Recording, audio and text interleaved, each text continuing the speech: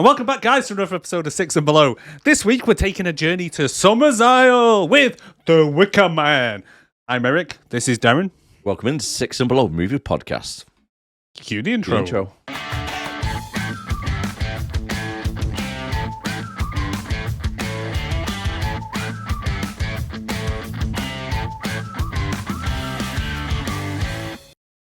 Summer's Isle, eh? Summer's Isle. Summer's Isle.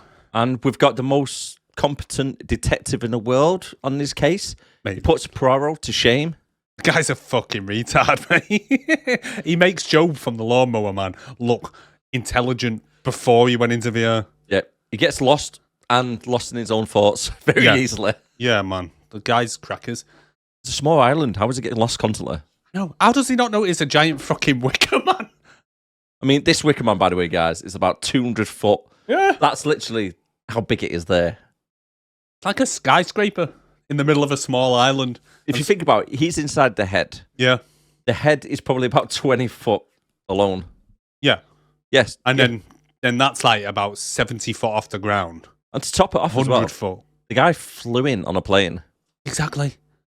Surely, as you're flying around the island, the first thing you notice is a giant fucking Wicker Man and go, oh, look at that. Especially considering it like massive and goes well above the trees and everything. Mm-hmm. And you'd be like, huh, what's that? Because I'm guarantee you they did not build it in the time he was there. Well, they probably did, to be fair. Oh, yeah, that's why they send him a little wild goose changes, mate, into the crypts and stuff. Need a bit more time. This film, if you've never seen this film, it's there's a well-known meme for it. You've probably seen it out there. The bees! The bees! The bees! The bees! The problem is, in the version that we watched, they'd cut all that out. Oh, it pissed me off. It pissed me off. That was the bit. I was watching it, popcorn in hand like this, waiting for that scene, saying to the wife, it's coming up. Hey, the bees. Nothing. They didn't even reference it once, did they? Well, you kind of get a stupid little kind of like voiceover type thing of it. Like, yeah, of his legs getting breaking. Yeah, but then him going, what's this? Oh, the bees. Yeah, that's literally about it. But I looked it up, and apparently the theatrical cut didn't have that in because they wanted to try and get a lower rating for it. So they cut loads of like that style and gory shit out. Because I have seen, obviously, since then the part where he gets his knees broken and yeah, I wouldn't say it was gory. It's just a case of like a fake wooden leg going. Yeah. But it's like when you see them like videos every now and then of people at the gym and the leg snaps like and it's UFC. like, oh yeah, UFC when like they get smacked in the legs and what was that noise? It sounds like one of them tubes when you turn it upside down. Yeah. Well, anyways, guys. Yeah. So if you are new to Six and Below, welcome in. If you're a regular, welcome in. Hit that subscribe if you are enjoying the content. If you want to contact us, you can contact us on sixandbelowpodcast@gmail.com. That's it. Throw some suggestions our way if you really want. So anything that's basically 60% or below with a rating, recommend it to us. If we can get hold of it, we'll do it. Because if some of you eagle-eyed listeners / viewers out there, or eagle-eared, might notice that we were supposed to be doing Universal Soldier. Yes, we was. But guess what? Jeff Bezos and his friends over at Amazon Prime seem to have this little horrible thing that they do to us, where as soon as we mention we're going to be doing a movie on the podcast, the next week it's gone and we can't watch it. It's happened about 12 times At now. least 12 times we've come to watch it. It's happened with Judge Dredd about 3 times. Yep. Now Universal Soldier, and I can't remember any others, but it's definitely happened. Huh? Steven Seagal films, yeah. Yep. Schwarzenegger one, I think, as well. Yeah. And JCVD. Chuck Norris one as well. Yeah. But I mean, they just like, oh, join us next week. We can watch this. It's on Amazon Prime. Go to watch it. It's gone. But the funny thing was, Darren had watched it, started doing his notes and everything, and then I hadn't bothered watching it yet. And he rings me and goes, "You've taken it off." Oh, and by the way, by the time this goes out, it'll be very close to Halloween. So happy Halloween, guys! Happy Halloween, guys! Happy holidays. He's kind of done us a favour in a way, hasn't it? Yeah, because we didn't realise that we were getting so close to Halloween at this point. So it's and usually we do dress up a little bit, but this is my Wicker Man outfit. This is mine. Yeah, T-shirt and jumper. We should have dressed up. You should have dressed up as Sister Summer Isle or something. I was thinking that. And I could have worn a suit like him. Could have come in like Braveheart. Yeah. Yeah, I would have. Fucking William Wallace. Freedom! Hey, get off my island. You'll find out later on, guys, that some reason she dresses up as William Wallace at one point. For some reason. Yeah. Random. Blonde-haired Wallace. Blonde-haired Wallace. Yeah, Blonde Wallace. Anyways, quickly, before we do get into it, have you watched any films this week? No, I don't think so. No? Nothing worth mentioning anyway. Yeah, I've not watched any films this week. However, though, I watched a new documentary on Netflix with Charlie Sheen. Oh, yeah, any good? It's not too bad. I found it quite interesting. But however, the reason why I bring it up is because I didn't know at the time, his little friend who was like going on a piss with all the time with all these hookers and doing loads of different drugs. Yeah, go on. Nicolas Cage. Oh, was it? Yeah. Ah. To the point, this is like probably 15 years ago when he went proper off the rails. Yeah. Well, Nicolas Cage was his wingman. No. And to the point where he got put into rehab, he rang up Nicolas Cage saying like, no, I'm in rehab, can't really attend the beach party. Nicolas Cage was like, don't worry about it, we got you. We'll get you picked up at the back.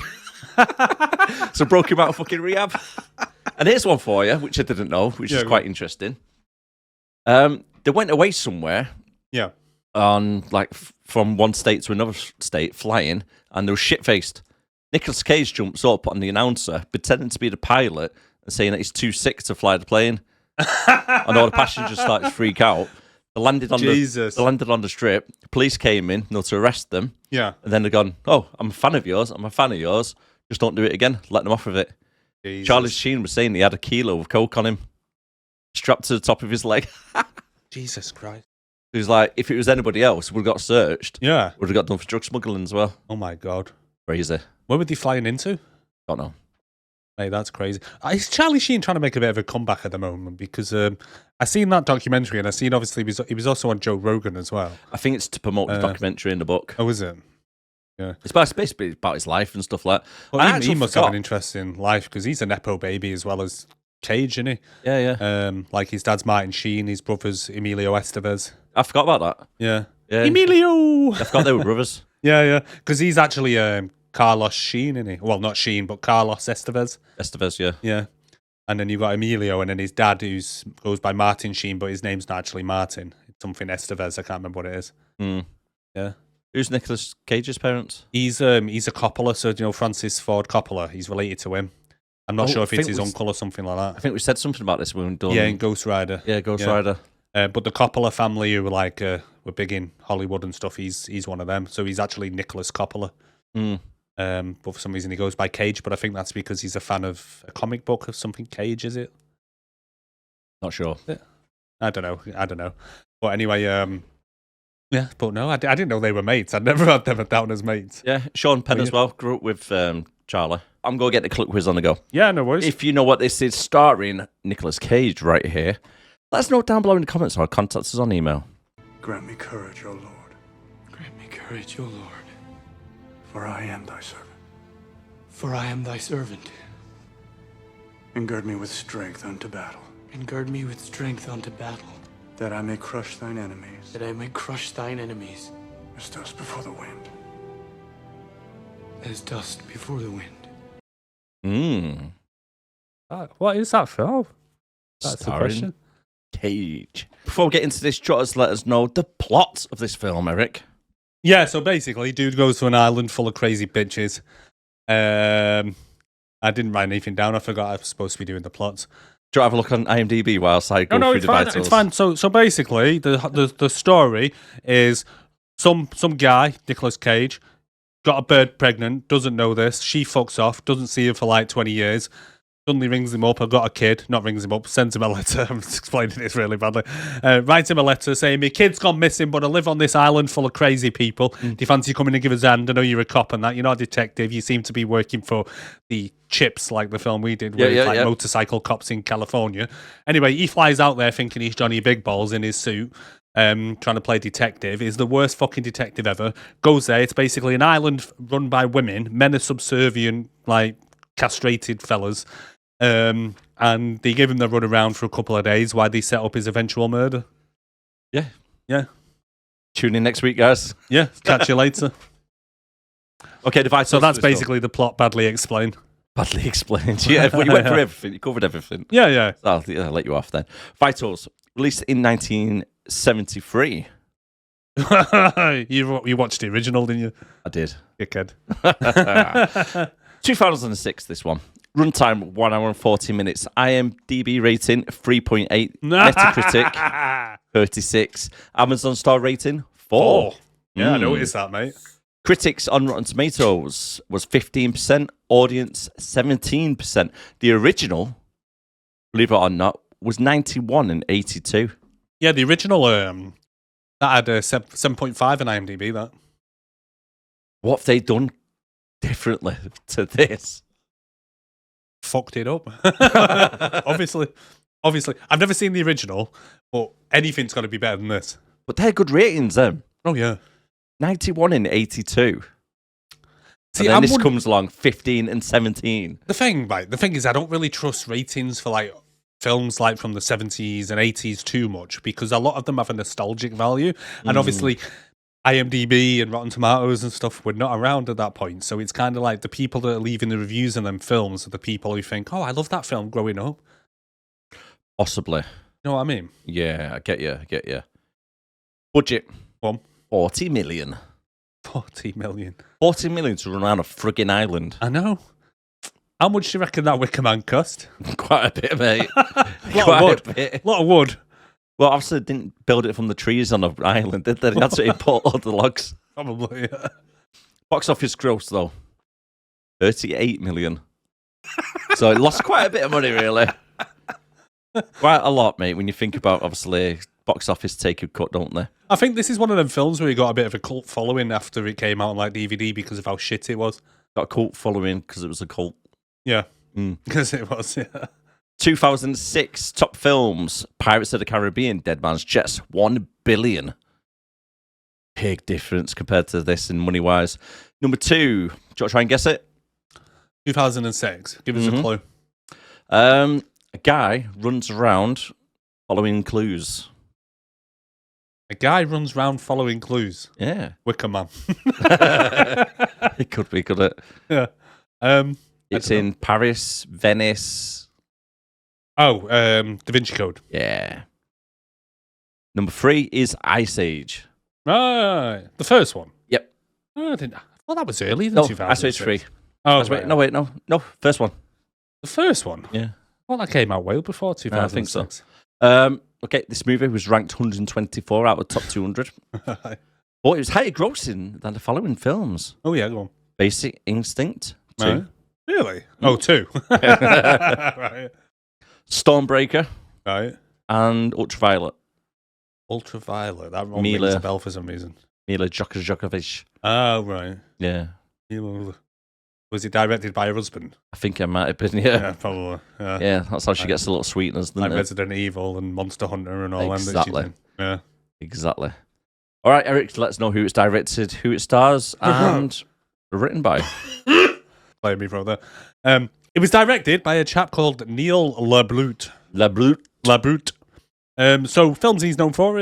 So he did one called Possession, which has a 6.3, and it rang a bell, but I don't think I've ever seen it. But it stars Gwyneth Paltrow and Aaron Eckhart.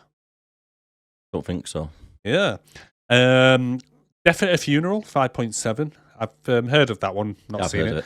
And then the only thing I really recognised was he did one episode of the programme Billions in 2016. That's supposed to be a good series, that. He was also one of the writers.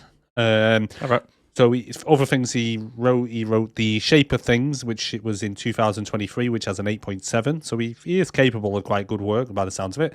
He did a Van Helsing TV series. He did 16 episodes from 2016 to 2021, which I'd never heard of. Didn't even know there was a Van Helsing series. No, not serious. Didn't know. No. And then he wrote that Possession I mentioned as well. The other writer credited is Anthony Schaffer, who is actually a Scouser from Liverpool. Oh, right. Yeah, as opposed to a Scouser from Manchester. Yeah.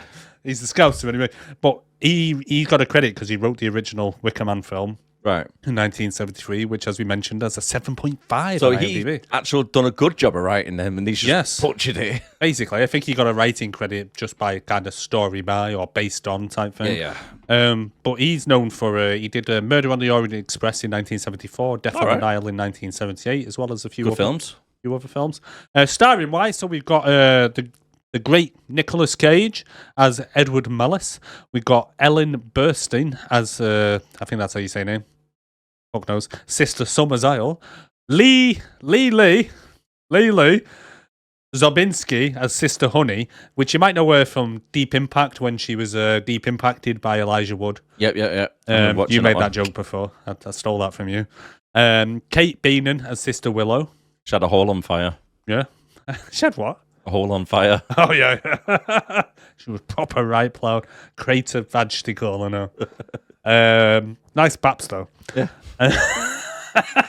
Do you know what, guys? When he found out that she was in the film, eyes wide shut, he was like, "Oh, do you know what? She's got a right set of tits." I did not say tits. Baps. Yeah, I was like, oh, she's got a nice set of baps. I'm on the phone bread to her roll. earlier today, like that, searching for Lee, whatever her name is, baps. Got a nice set of baps. Yeah, nice set. Francis Conroy as Dr. Moss. Molly Parker as Sister Rose. That Francis Conroy, he was like, where have I seen her before? You know who she played? But you know in The Joker with Doodad, with that hair-lipped fella, one whose brother died. Yeah, Joaquin Phoenix. Oh, yeah. Yeah. He plays his mum in it. You know, like his mum who's like fucking demented as shit. I can't remember it, to be honest with you. Anyway, Joker, you on about, innit? Yeah, Joker. And then we've got Molly Parker as Sister Rose and Diana Delano as Sister Beach. Sister Beach is built, mate. I recognise her from something, you know. I did as well, and I looked it up, but I couldn't figure out what I knew her from. I think it was something like, Like what? like the Werewolves Within, or the other one we watched. What, you think she's in a film that we've done? Yeah, Diane like the Delano. Barn Elf one or something. There's like a I little don't know. side character. So she's known for Miracle Mile, The Lady Killers, and Sleepwalkers, but I couldn't see her doing anything that we had done. But I'll have to have another look. But she's been in quite a lot of stuff, to be fair. So chances are we've seen her somewhere. We just can't pin it down. Yeah. But yeah, I've got a bit of trivia about the film. Obviously, as we mentioned, it's a remake of the 1973 film with the same name. Edward Woodward, the star of the original Wicker Man, has said that he was offered the part in the remake and declined. He nevertheless was surprisingly impressed by the quality of the script. Nonetheless, the name of the young girl was changed from Rowan Morrison in the original to Rowan Woodward in this film as a tribute. The sisters' names are plant-related and have a nature connection, such as Willow, Beech, Honey, Rose, Thorn, and Moss. Malus is a genus name, which is Edward's surname. Malus is a genus name of the apple and crab tree, and Rowan is a name of a shrub found in Asia and Europe. Little bit of facts there about the names. These are all courtesy of IMDb, though. The island seems to be run as a matriarchal society with a single female leader and male inhabitants as submissive servants, including sexually. Yes. This is in reference to bees being eusocial, with a single fertile queen laying eggs and running the hive worker bees and drones. And then during the ending, when Edward is burnt inside the Wicker Man, Erica Shave-Gare, who plays Little Rowan, was very reluctant to carry the burning torch and act the scene of burning her father. According to the director's commentary, the filmmakers lied to her, telling her that Edward would find a way to escape in order that she would do the scene. I don't want to light my screen daddy on fire. Really? The stuntman is literally getting burned out at the top, like, shit, that went up a little bit quicker than we thought. Sorry, I know, right? Jesus. Guys. We shouldn't have dried the wood out too much. Well, to be fair, that girl, if they did it in the same scene, you've got him going, no, don't do it. I'm like, go and light this on fire. And then she's like, what? He'll be fine. Are you sure? Shouting at me not to do it. Don't do it. That's my dad. It's okay. On screen, Papa. Right, is that your notes? That's my notes, yeah. Going off what you were saying before about the star of the original. Yes. In the police station, there's a missing poster with a picture of him. Oh, is there? Yeah. And then I put, is this a running simulator for Nicolas Cage? Pretty much, yeah. Yeah. And did Nicolas Cage know where he was during the filming? He's constantly looking confused and looking around to what's actually happening. I don't think him or Sister Willow knew exactly what the hell was going on. I had a feeling that they knocked on the trailer door and said, come on, it's time for a scene, shoved them in together and was like, right, go on. And they're like, what? He's not going off script and she's half asleep. Yeah. She's like, what? She about? Every scene, she looks like she's been crying in a trailer, probably because she's been made to do this film. And she just comes out, eyes red like, oh, you're going to shout at me again about burning dolls. I'm not going fucking back out there. Fucking hell. He's too intense. Yeah. He's too intense. He's too fucking intense. I'm not going out there. Right, you ready to get straight into this, guys? I just got one question for you. Go on. Would you, given the chance, go and live on this island with these crazy bitches and be one of the blokes? Obviously, if you got to keep your tongue. If I kept my tongue Yeah. and I was single Yeah. and it was a different universe, ultimate life, you got to colour like you see because the missus might go, hey, Yeah. your feet are doing this. Listen, it's not me, right? It's an alternate me. Yeah, Sounded right, like Leanne. Yeah. Yeah. Probably would. So all you'd have to do is do a bit of manual labour every now and then. Fair enough. Get twatted. Yeah, get twatted. But I imagine you get your pick of the birds. I don't think you get to pick. I think they just come along. It's like 1 minute you could be having a threesome with them two creepy twins. The The chin old twins. hags. Yeah, the chin twins. Chinny. It's you. It's you. I'm fucking right. It's not Oh, fucking hell. I'm off. Yeah, but to be honest, I think everyone's getting it because in one scene he walks into a bedroom and there's just some ugly ass fucking fucked up face guy there in a bed looking like he's just had the time of his life with a couple of young birds, and he's in bed like that. Doesn't say a word to Nicolas Cage. We'll get onto that in a bit. Yeah, that's really weird. It That's is weird. The whole film's fucking weird. The to be whole honest with film you. is just strange. Right. Strange. Do you explain this bit? What we're going to do? Yeah, so now we're going to go through the film, scene by scene, break it down, and just fucking rip the shit and piss out of it. But we will give Yeah. credit, if there is any credit, where it's due. Where it's due. But spoiler alert, there's none due. So the film starts off in a diner with a truck driver getting scammed by the waitress to pay 20% tip just for a coffee. I know! Robbing bastard. Robbing bitch. Literally. She should have been arrested there and then. What happens? There you go, guys, who live in America. So if you only have £5 to your name and you go into a Starbucks and go, I want a large latte for £5, Yeah. and they go, don't put it down there. I want £2 off you for tip. I'm just so glad tipping's not a thing in this country, because it would piss me off. Pisses me right off. Why don't you just try paying your staff properly and then they wouldn't have to beg for tips? Exactly. I know it's supposed to increase the service because they're going to want to beg for tips and shit, but just fucking do your job. You get wank service as it is I know. a lot of the time.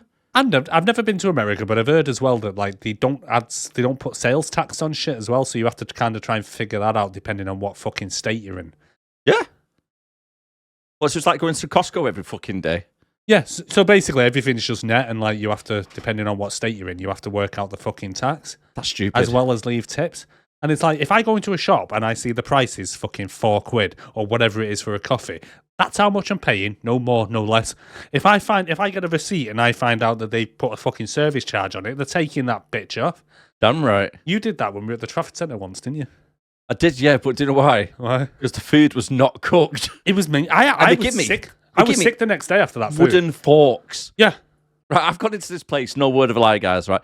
They give me the meal, chicken was raw in the middle, and I was eating it with wooden forks because the company asked washing some new forks for me. Like, I'm not paying you £12 tip. And if I remember rightly, you had to ask them like 3 times. Yeah. Can I have a fork, please? And eventually I think they just fucking found one on the floor and just went, fucking wipe that off. Yeah, mate, here's your fork. Yeah, it was fucking splinter in my tongue. Yeah, and I'm pretty sure that chicken was undercooked because I had a rough stomach the next day. We were talking about this film, aren't we? Yeah. She then focuses her attention to the local police officer that's sat next to the seat down. And before shouting to Officer Edward, played by Nicolas Cage. I don't see the point. Why is the film opening in this way? Why is he in a diner? Because he kind of, she says, "Oh, does your partner want a coffee?" Or your partner's coffee's ready, and he turns around and goes, "Edward, your coffee's ready," or some shit. And he's at like this stand looking at self-help tape books, like books on tape, self-help ones, and he's opening and he goes, "I'll be there in a minute." And that's the point of the scene. That's it. But it mentions a few times throughout the film about him listening to self-help shit, but why? Because at that point, his PTSD-inducing fucking fuck-up in a minute hasn't happened yet. No. And that's it. And he's really pissed off as well because he's got a shitty salad from this like local dive bar. And he's that pissed off. He actually goes over, starts fucking issuing tickets to drivers. Yeah. Starts going around on his bike, pulling everybody over. Here's a ticket. Oh, yeah. Pulls another one over. Here's a ticket. So that's it. We just have a little montage of him just riding around on his bike, giving tickets, looking like he's bored as fuck. Yep. Did you see the little cameo by Aaron Eckhart though in the Harvey diner? Dent. Harvey Dent, yeah. Two-Face. Two-faced bastard. He had half a moustache. Half, yeah. That's how I knew it. That's why he walked off the screen just like that, so you could only see half of his face. We get a few shots there, so he's putting tickets on cars, and then he's following this car, and a doll falls out the window of the car onto the road. So he leans over while he's on his bike, picks it up, blues and twos on, pulls them over. And little girls dropping dolls out of cars for some reason. That little girl is a little twat. Yeah, She is. mate. I wouldn't have bothered. I'd have just run the fucking doll over and then drove past like that. Fucking dickhead. Yeah, she literally pulls the family over. Yeah. This like woman and a daughter. The woman's like stressed out of red and stuff. Yeah. She's saying, "Oh, we're moving house," and gives the doll to the kids. Okay, keep hold of it. It's just fucking yeets it over the road again. That kid is creepy though. She's like, I'm bored. Be like, all right, well, don't throw shit out your window, otherwise I'm going to arrest your mum in front of you, and then she'll be sodomized down at the local jail. Do you want that for your mum? Do you want that? She'd have probably gone, yeah. She would have been. Yeah. She goes, "Oh, I'm sorry, I won't let that happen again." Gives the kid a doll again, and she fucking yeets it again. Yeah. And then, because the guy's a fucking a pushover pussy, is what I was about to say. Yes. Me, I'd have opened that car door and go and get that now. Right in the middle of that road where you've seen big rigs going past every 5 minutes. You walk over there now and pick that doll up now, missy. I'd have just gone, I'm out, done. Yeah, you stopped. You can go and get that yourself, you stupid little bitch. They kind of done a little bit of a Final Destination moment for this. Did you notice? Yeah. Did you see one truck, then another truck, and he's like paying attention to it. Yeah. Next minute, through the king car. Well, that's it, because he goes to pick the doll up because, like I say, he's a pushover pussy. And the next thing is, plows in, and then for some reason the car's on fucking fire. Yep. Now the car's on fire, as you just said. He tries to smash open the window at the back using his helmet. Here's an idea, Edward. Why don't you go up towards the car door and open it up with the handle? Exactly, mate. I mean, he's wearing bike leathers and stuff, and he's got gloves on. You know, he'd at least be able to, like, just quickly just grab the door and open it. Even if the bloody door is locked, the windows were down. Yeah. Both of them. The mum's and the kids' windows are down. He could have put his hand in, opened it, got her out.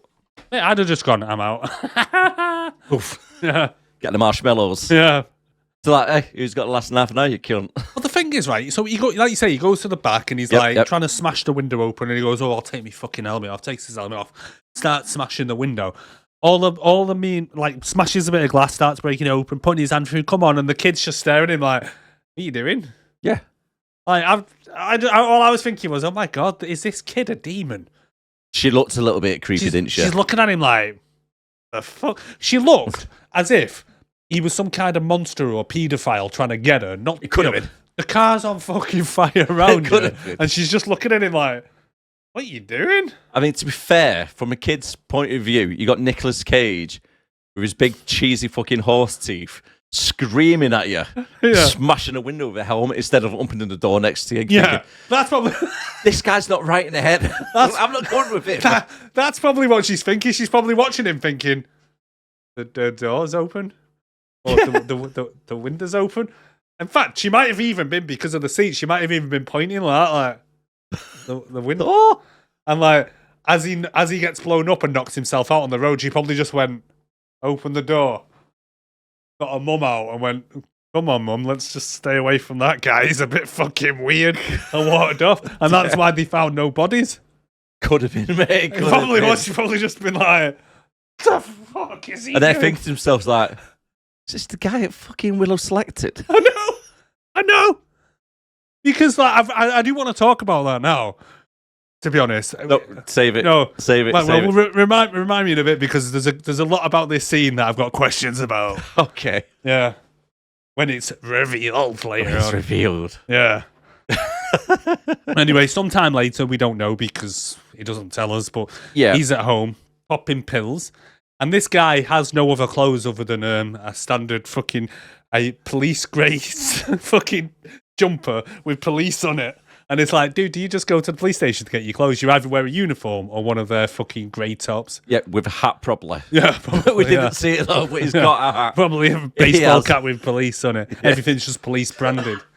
Why pay for clothes? Why? When you can get them for free from That's work. true. That's true. My dad used to be like when he worked for the fire brigade. I'm not even joking. Sort of merch on the side. He used to bring like fucking shoes home and all sorts. Like the amount of I was the only kid in the neighborhood with an actual fireman's helmet because he used to just bring them home for me.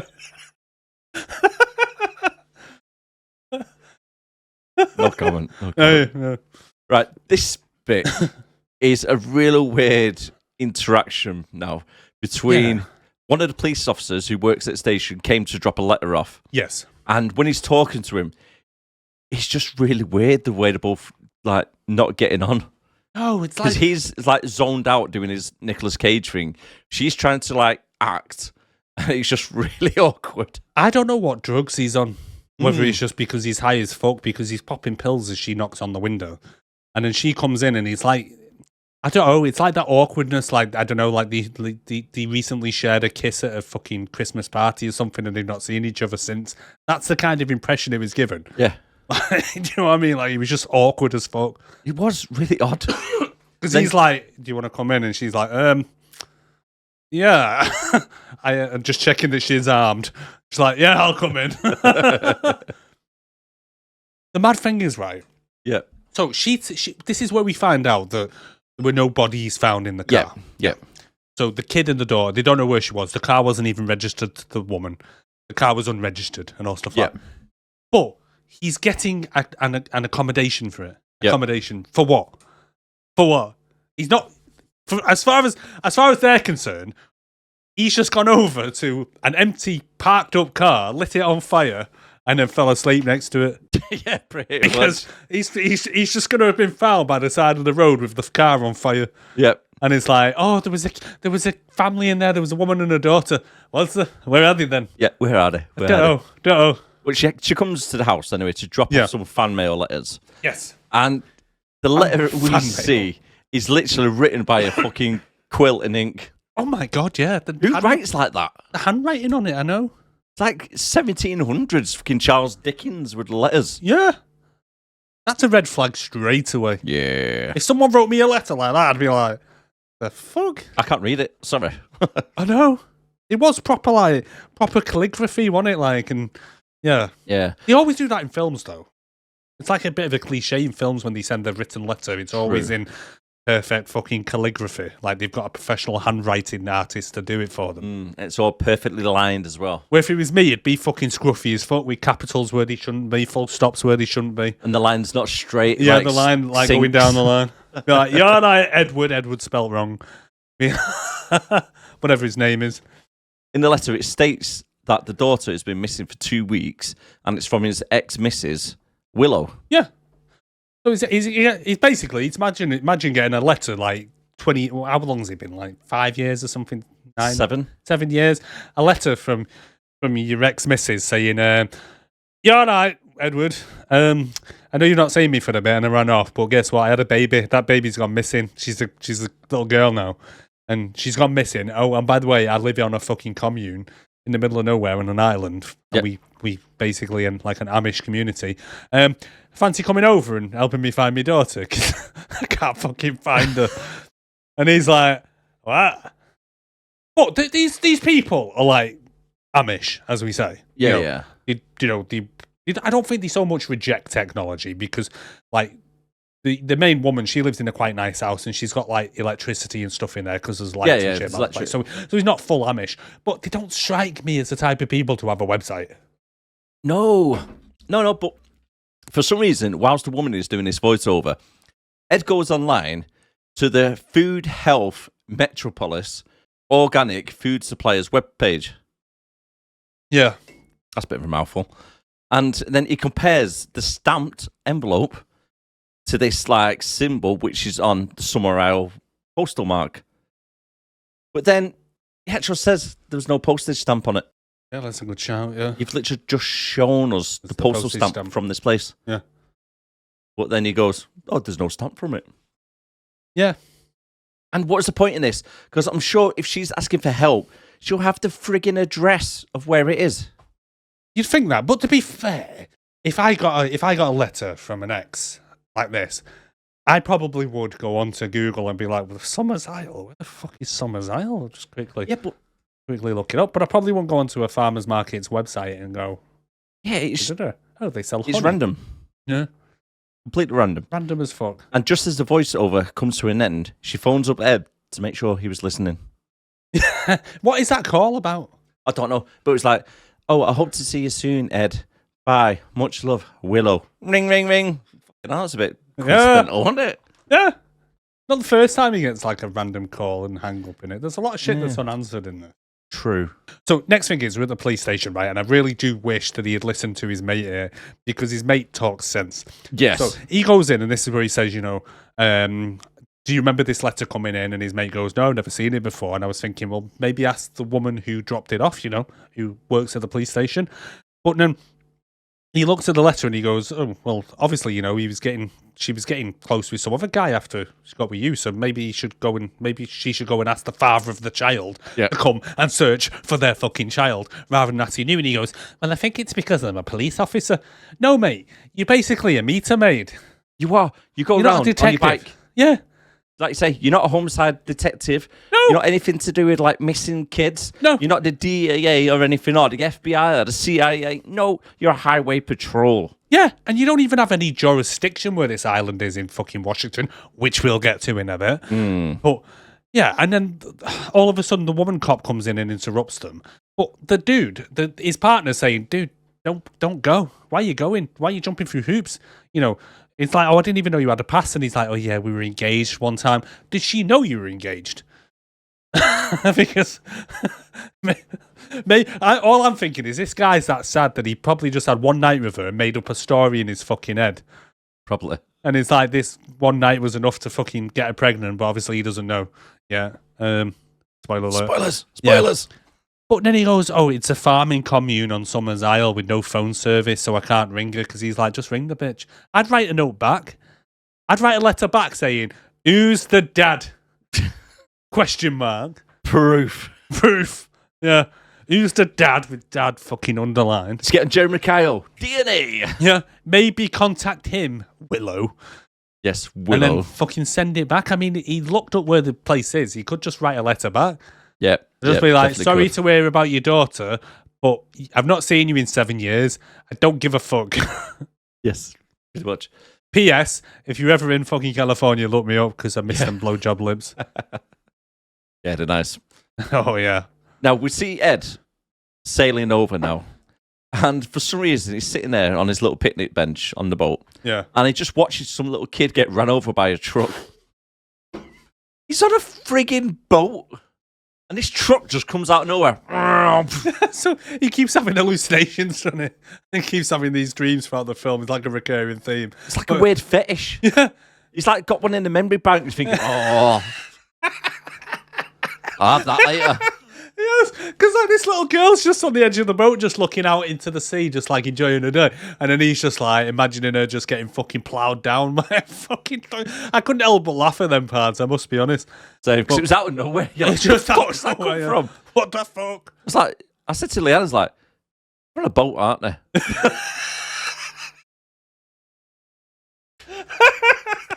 They're definitely on a boat there, aren't they? They definitely are. I've not missed something here. No. This fucking truck just comes hauling in. But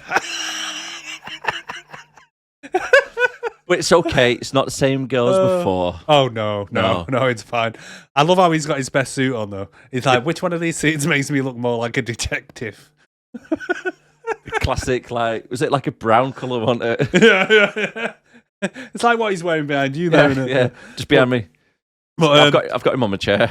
But like he sees the girl getting hit by this truck, and he's like, "Oh shit, fucking pills." Picks up his coffee, and I swear that coffee he picks up was empty. There was nothing in that cup. There's got to be. Puts it down. Magic pills. Hallucinations gone. Well, I was saying to you Yeah, go on. that maybe these pills are like something in them which is making him trip out. Maybe. Do you know what I mean? Making him think that he's going crazy. He's probably still at home by this point, just like fucking tweaking. Because every time something happens, he pops the pill, doesn't he? Yeah. And something else happens later. Like, what? Keeps You having do. these weird ass fucking flashbacks all the time. Magic mushrooms on, mate. Yeah. Now, he meets up with the local delivery guy and asks for a lift into town, but he'll walk on his own from, just outside, just out the outskirts of it. But the problem is, the delivery guy delivers his stuff by plane. Yeah, you'd think he'd try and find someone who had a boat. A little bit more stealthy option. Oh, yeah. No, a big single bloody engine propeller plane. I'm not exactly quiet. But this guy, Nicolas Cage is carrying in his Edward, has zero fucking people skills, because even this guy who he's trying to get a favour from, he's an absolute dick to. He's like, ahoy there, and the guy's like, what? And he goes, oh, I didn't know what else to say. He's like, what about hi? Yeah, And it's like, oh, sorry.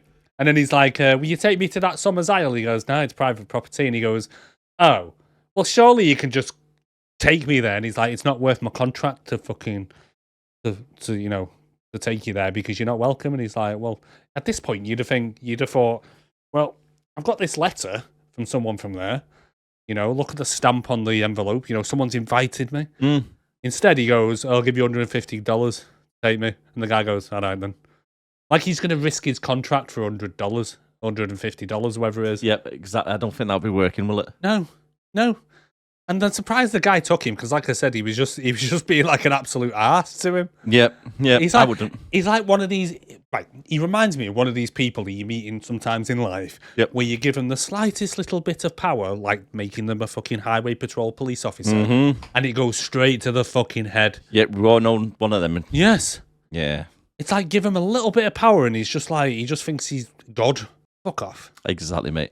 But now we get a little bit of a montage as Ed's staring out the window, really uncomfortable as they're flying over different islands. Yeah.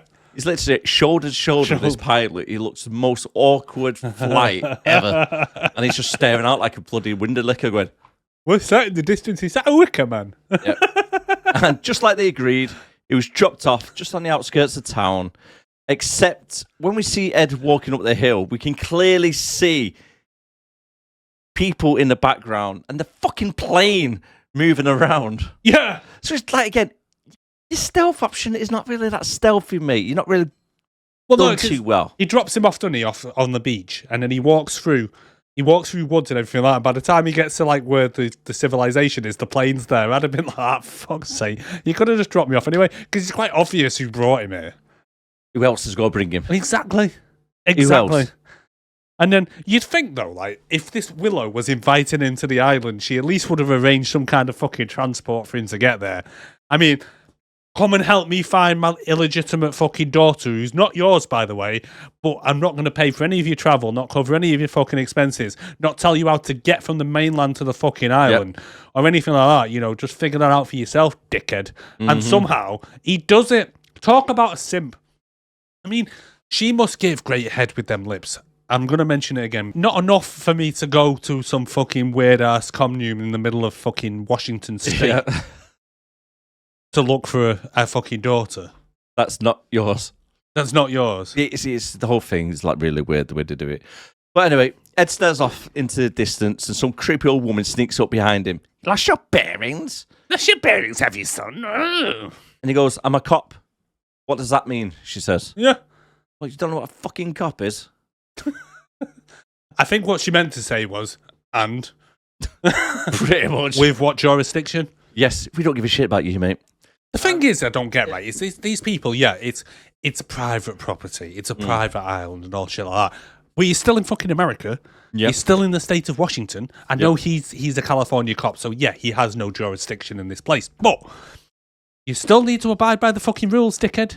Yep. Still abide by the law. Just because it's private property. I have private property in my house, but the police could still come if they wanted. Don't mean it's a true story, that, guys. It's a true story. True story. Yeah, just in case you didn't know. Shut up. No, what I'm getting at is just because it's an island Yeah, I know. I mean, It's fuck like the off. back garden, really, isn't it? Yeah. As they're talking, two guys come stop next to him, holding up a brown burlap sack with something wriggling around inside. Did I miss something here? What was in that bag? We don't see it. No. No. I get the feeling like we should have seen it, but for some reason it was cut because we're too sensitive and can't see what's in the bag. Would have been. What was your guess? I'm gonna say like a pig or something. I reckon it would have been like a pig of some sort. Mm. She was wearing like a butcher's apron, wasn't she? Yeah, and it was dripping with blood. Yeah. He takes out a photograph of the girl that he got from the letter of Willow Yeah. and shows up to him and says, like, have you seen this girl? And they're not even looking at the picture, are they? They're like just looking off into the distance. He's like, here's a hint. Bit of advice. Try looking at the actual picture. Yeah, because they're like, never seen that girl before in my life. Yeah. Locals decide to play a little bit of a prank on Ned. As he goes to look inside the sack, two men jolt it up a little bit, scaring Ed in the process. Yeah. And we still don't get to find out what was in that sack. And they all start laughing at him. It's like, fuck off. Stupid bitches. But she also says as well, she says, so how did you get here? And he goes, swam. Goes, well, she goes, I'll be having words with that pilot, you know. I'll be having words with that pilot. And then That's his contract gone. Yeah. And then as he's walking off, she goes, that isn't her daughter, you know. Oh, he also mentions that Willow invited her there. Yep. And they say that Willow's a bit of a free spirit, which is their way of saying she's a slag and she gets about. Yeah. And he's like, yes, I'm fully aware. Yes. Have you seen them lips? Yes. Have you seen them lips? They're well known around California. Called Lippy Willow. Now, this bit kind of did piss me off a little bit because I think it's just like lazy writing with it. So he makes his way up to the local tavern, and fuck me, news gets around here fast, doesn't it? It doesn't actually stop to speak to anybody else whatsoever. It goes from them straight up there, and the woman behind the tavern, Miss Beach, is it? Sister Beach, yeah. Sister Beach. She goes, oh, you got a guy who's new around here, the cop from California. Yeah! He didn't even mention from where he was from. I swear to God, right, the only way for this whole plan of theirs to work, as we'll get to later, is they must have walkie-talkies talking to each other. Or every single woman on the island helped write the letter. Maybe. Mm. Okay. Do you think they did it word by word? I think they might have done one word at a time. Not when you'd like when they make a story, you try to go, my dog 8 a sheep melon testicle boobies the farmer. Yeah, rubbish at this. I I always try and do that with my daughter, but I always end up almost going dirty with it, and I'm like, nah, Really? can't do it. Really? You wouldn't think it, would you? You wouldn't think it, would you? No. I'm like watermelon, you're like testicle. Sheep testicle. And then, but yeah, that's a good point. How did she know? There must be like two-way radios, or like you say, it's because they all helped write the letter, as we find out later. But then he goes, "I'm going to be staying a few days. Can you swing a room for the night?" She goes, "What do you mean swing a room? I can't move you now. It's fixed in its position. I know it's been there for years. You can't just go swing. You can't come in here talking about swinging my rooms. Are you mad?" And then that's when Willow comes in, like she's just woken up from a nap, and goes, Edward, you hear me? No. What he means is, can you sort him out of a room, love? No, it's normal talk, from mainland. I don't know why she's Yorkshire. It's mainland. Yeah. I just don't really know. Anyway. And she go, yeah, I suppose we can put you up for the night. We have a room, on the top floor, empty. And they'd be like, well, how many visitors do you get in this place? I mean, it's booked up all year round, mate. I know. It's on classic Airbnb or Airbnb. something. Yeah. Fucking hell. And then so Willow will show you up to his room, right? And you'd think that he's not seen this bird with the amazing lips in years. He's probably got a few questions, right? Yeah. And she goes, Sister Willow will show you to your room. And he goes, okay, I'll be up in a minute. I'm just going to have a drink first. No! The first thing you do is go, Willow, come here. The fuck is this place? Everyone's giving me attitude. There's women everywhere. I've not seen one fucking man. this big bitch behind the bar seems to be clairvoyant because she knows I'm a cop from California. I mean, what is going on? But no, he goes, nah, I'll have a drink. I'll see you up in the room in a minute. And she's like, okay, then. She even has time to go up there and write him a fucking letter. That's how long he was downstairs. I know. But the reason why it takes him so long, because this bellend takes out his wallet as if he's at a fucking wedding and doing a best man speech. This like, winds me up. Bang, bang, bang on the table. Right, okay, guys. I am a cop and I'm here on police business. You're not the bar, you mate. You're out of jurisdiction, you dickhead.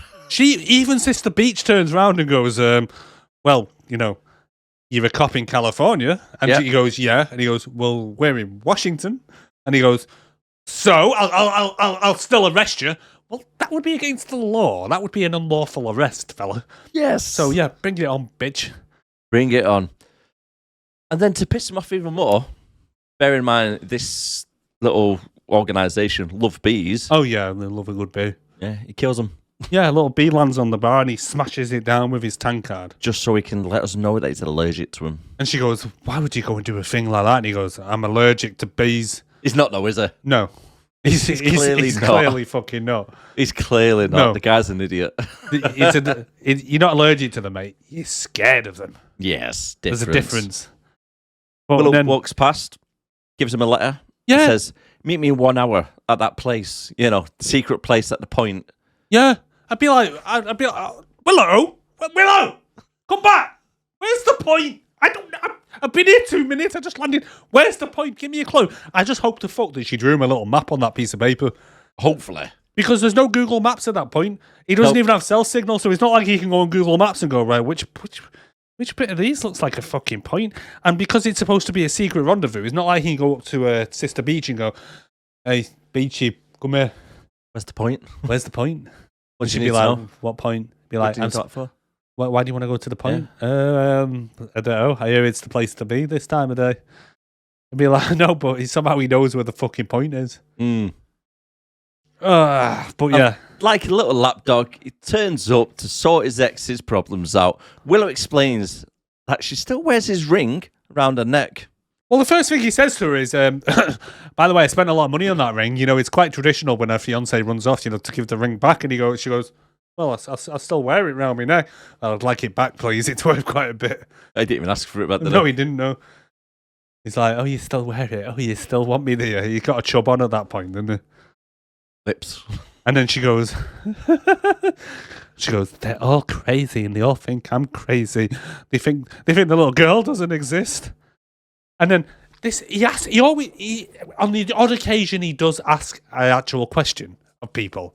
Every so often. They just brush him off like he goes, so it was this other guy you like hooked up with, like when obviously you were seeing me because, you know, I've worked out the timelines and all that shit. And like, it must have been either straight after or during that you got pregnant. Is that why you ran off? And she just completely brushes it off and he doesn't follow over another question. Yeah. He actually legitimately asks, is that kid mine or somebody else's? Yeah.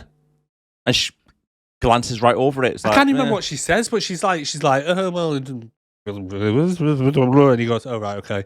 Sorry, what? I didn't catch that. She goes, don't matter. And he goes, oh. What? Yeah. And then she was saying, like, this place is really odd. Yeah. But it's my home, so I had to come back. But I really want to be there with you and all this shit, giving like a sob story. She's like, people here will try to mislead you, etc., etc. You know? Oh, really? Yeah. And he's like, and they're going to try and make you think that I'm crazy. I'd be like, why the fuck have you brought me? Like, that's why he's confused. He doesn't ask basic questions about, like, where did you see her last? What was she wearing? No. The basics. Yeah. The basics. And it's just fucking stupid. Oh, I forgot to mention as well that a couple of people so far have mentioned Sister Summerisle, who's the head of the island as well, which he's just completely brushed over. Every person that is met. Yeah. I said, oh, maybe you want to speak to Sister Summerisle, and he just goes, shut up. The thing is about it, that guy is that much of an idiot because the place is actually called Summerisle. No. He's thinking, what are they talking about? Why do they keep saying Sister Summerisle? It's the place. It's not a person, is it? But Willow even says, like, she's here, she's everywhere, she's part of me. I live in the shadows of her. Yeah. So he's probably thinking, shadows come down from the hills. She's everywhere. The trees, the bees. The bees. It must be the island. It must be the island, not person. He's just... The guy has the IQ of a twig. Fucking is, mate. I'm not surprised, right? Because he kind of mentioned when that policewoman comes to see him about him not being a detective yet. And I'm thinking, I'm not surprised. I reckon this guy's probably applied to be a detective and failed the test several fucking times by this point. And they're like, what can we do with this guy? He's dumb as a post, or just stick him on a motorbike and let him write tickets. He's good at getting tickets. He's good at getting tickets. Yeah, we've seen that, didn't we, at the start? And we get a little bit of a shot of Ed unpacking his belongings, including 2 EpiPens. Oh, yes, which he points right at the camera for us. Look, everybody. Look, everybody, we can see. You know, just in case you're wondering. Yep. I am actually allergic. Then Snoop's on 2 old women. Oh, the chin twins. Yeah, the chin twins. These blind twins who talk in unison together. But when annoying. they talk, they stick the chins out like this and they're like, together we talk. Together. Chins. The Wicker Man, he will return one day. The day of tomorrow is almost upon us. Shut up! So And tomorrow. Erin stood at the top going, what the fuck are they? Kill them! It's like they've got their eyes clouded up as well, haven't Yeah! they? So like they're half blind.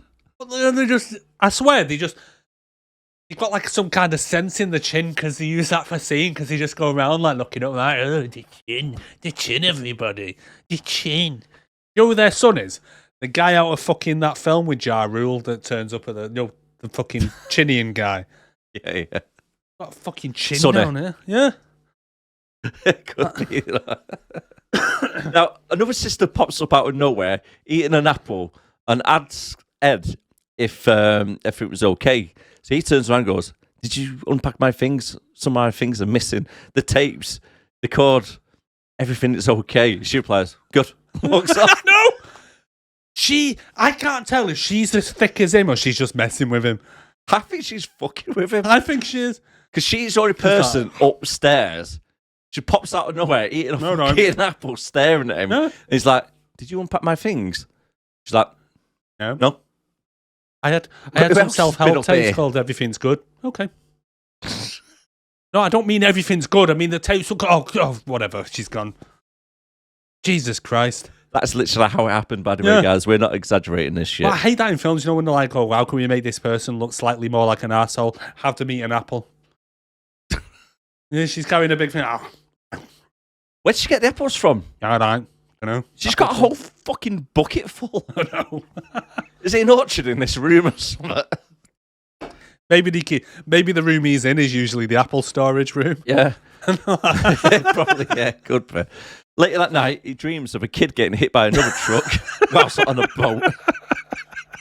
And then more fetish flashbacks of the car accident. Yeah, and this time the car's empty. Yeah. And it's like, okay. But then he hears a girl outside. He looks out his window and he sees a... Did you listen to what she said? No, what? You can hear it distance in the background saying, please don't make me. And someone else is telling us, like, you must go now. He's waking up. He needs to chase you. Is that what he says? Yeah. Honestly? Yeah. You can hear them downstairs arguing with each other. Oh. I know, I didn't hear that. So there you go. There's obviously someone's trying to tell her to make the run. Because he wakes up in the middle of the night, looks out the window, sees the girl running off, and his nonce powers kicks in, and he goes, oh, children. Biden. Biden. Starts sniffing at the air. Yeah. And then he follows her into some creepy-ass barn. Cliche.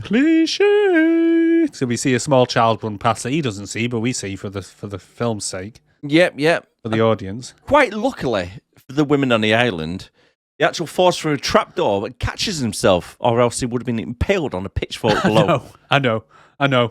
Right, did these women want him alive or not? I honestly don't know. I don't know. All I think, right, is through this whole thing, I think there's just a bunch of women following him around, possibly them 3 we see later on who just pop up for no reason and go back down. That's weird. That was weird. I reckon they're just following around like fucking jam butties or a fucking thing going, oh, and they all go to the bar and I go, you never fucking believe what he did today, guys. You never believe the shit he fell for. Yeah, the dumb shit Neil killed himself. We wasn't doing anything. He went onto a trapdoor. It's like...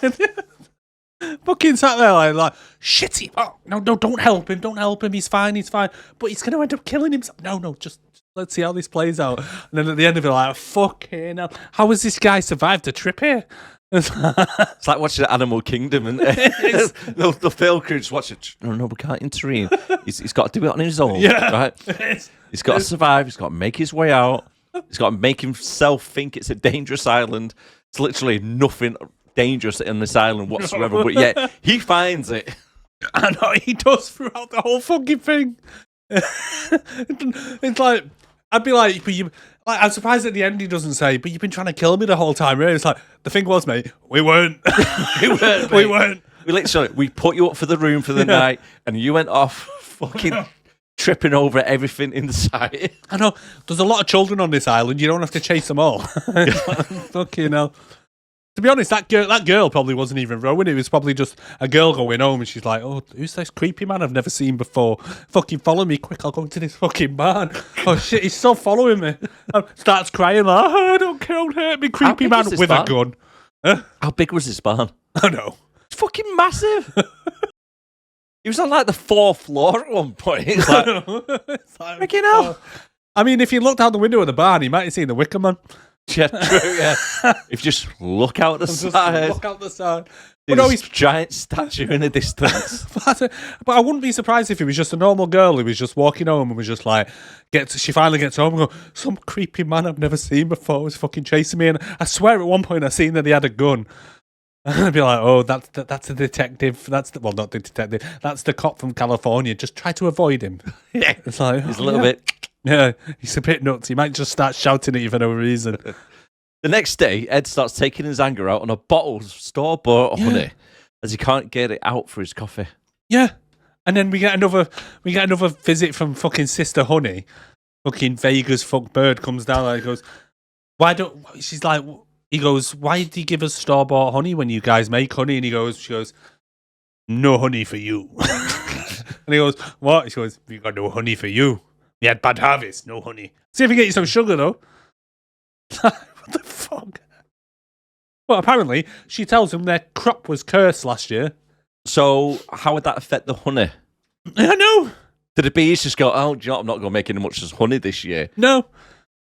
The amount of fucking beehives they've got on this frigging island. No. Right? I find it hard to believe. They just don't want to share the honey with them, do they? Yeah. But the fact that they even had a store-bought fucking thing there anyway. I think that would be for, like, say, guests on the island. And it only had dregs in it as well. What an arsehole. Yeah, no.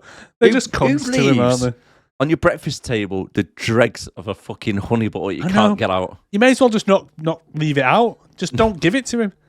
Or at least leave it upside down for him. Do you know what I mean? And then he sees a load of photos on the wall of the previous Harvest Festival girls or something. Yeah. Young girls who get dressed up and a photo taken at the Harvest Festival. But one of them's missing. Last year's has been smashed. Do you think they just thought, shit, we didn't get rid of that photo quick? Fucking hell, he's going to be down any minute. This kind of pissed me off a little bit. Go on. Because she turns around, Sister Beach comes in, doesn't she, and explains about these photos is every single year of the harvest. And it's like the different girl, for some reason, whatever it is, representing it. Yeah. And like you say, there's one missing. Why don't they just take the frigging frame off the wall? Because he would have looked at it and gone, all right, okay, not mentioned a single thing, right? Instead, nope, they left the frame on the wall, smashed the fucking glass, left the glass on the floor. Yeah. It was more noticeable when he walks past it. It's like, oh, there's a bit of glass there on the floor. I mean, take the frame. Just move it. I can't. That's what I mean. I can't tell if they're fucking with him or they're just incompetent. Because all I can think is she's walking past, getting his table ready for breakfast, and she goes, "Right, he'll be down any minute. Let's get this little shitty honey dregs. Put that down." And she looks over, sees the photos. Goes, "Shit, the photos!" Sees him coming down the stairs, runs over. Shit, smash, fucking, shut me down the top. Fuck, he's here. And then he, in his little detective 1 IQ, suddenly goes, "Photos. I'll go and have a look at them." Well, do you hear what she says? He goes, "Yeah, so they're photos from our Harvest Festival at the end of August, and we have a fertility festival as well, but we don't take photos of that. That's So why private." mention it? I know. Why mention it? I know. Do you know what So what you... Is it just a giant orgy? That's what I want to know. Yeah, Is the Festival of Fertility just a giant orgy? And it's like, no photos allowed. Yeah. Yeah, and supposedly on his first night of sleeping in this place, somebody happens to break in and steal the photo. There's the pictures missing. It got ruined. It got ruined last night and broke. What, the photo broke? You mean the glass broke? So where's the photo from it? Oh, it broke. What do you mean the photo broke? How do you break a photo? It got ripped. What have you? Can you just put a copy back together? Did it spontaneously combust? Where's the photo? I'd be like, well, where's the frames broke? But where's the photo from it? Surely you still got it. You didn't bin it, did you?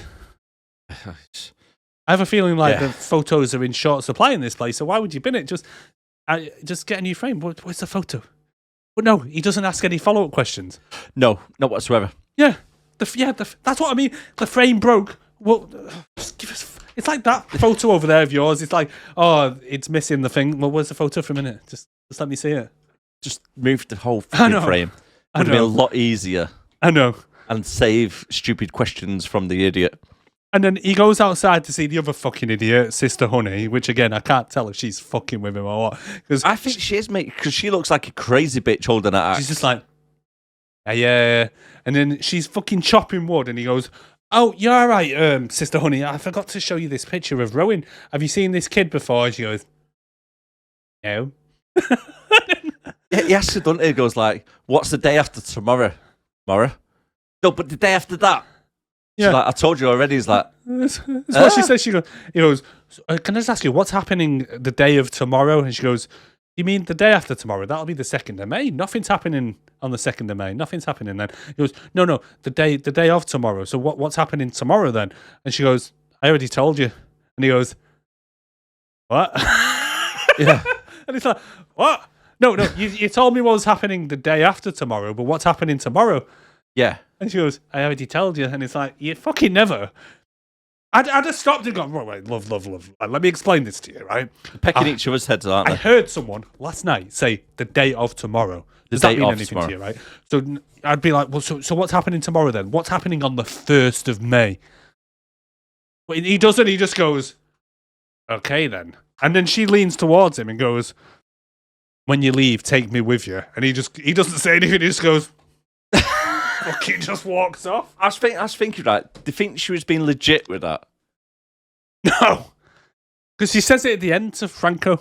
Yeah, no, that's what I mean, but it's a bit weird the way she said it. Yeah. She says it, she's like scared and she wants to get away from this place. But she's got them eyes, and she was like, she never blinks or something. He's like, when I leave here, take me with you. And he goes, fuck no. He's like, Talking to I'll go this way.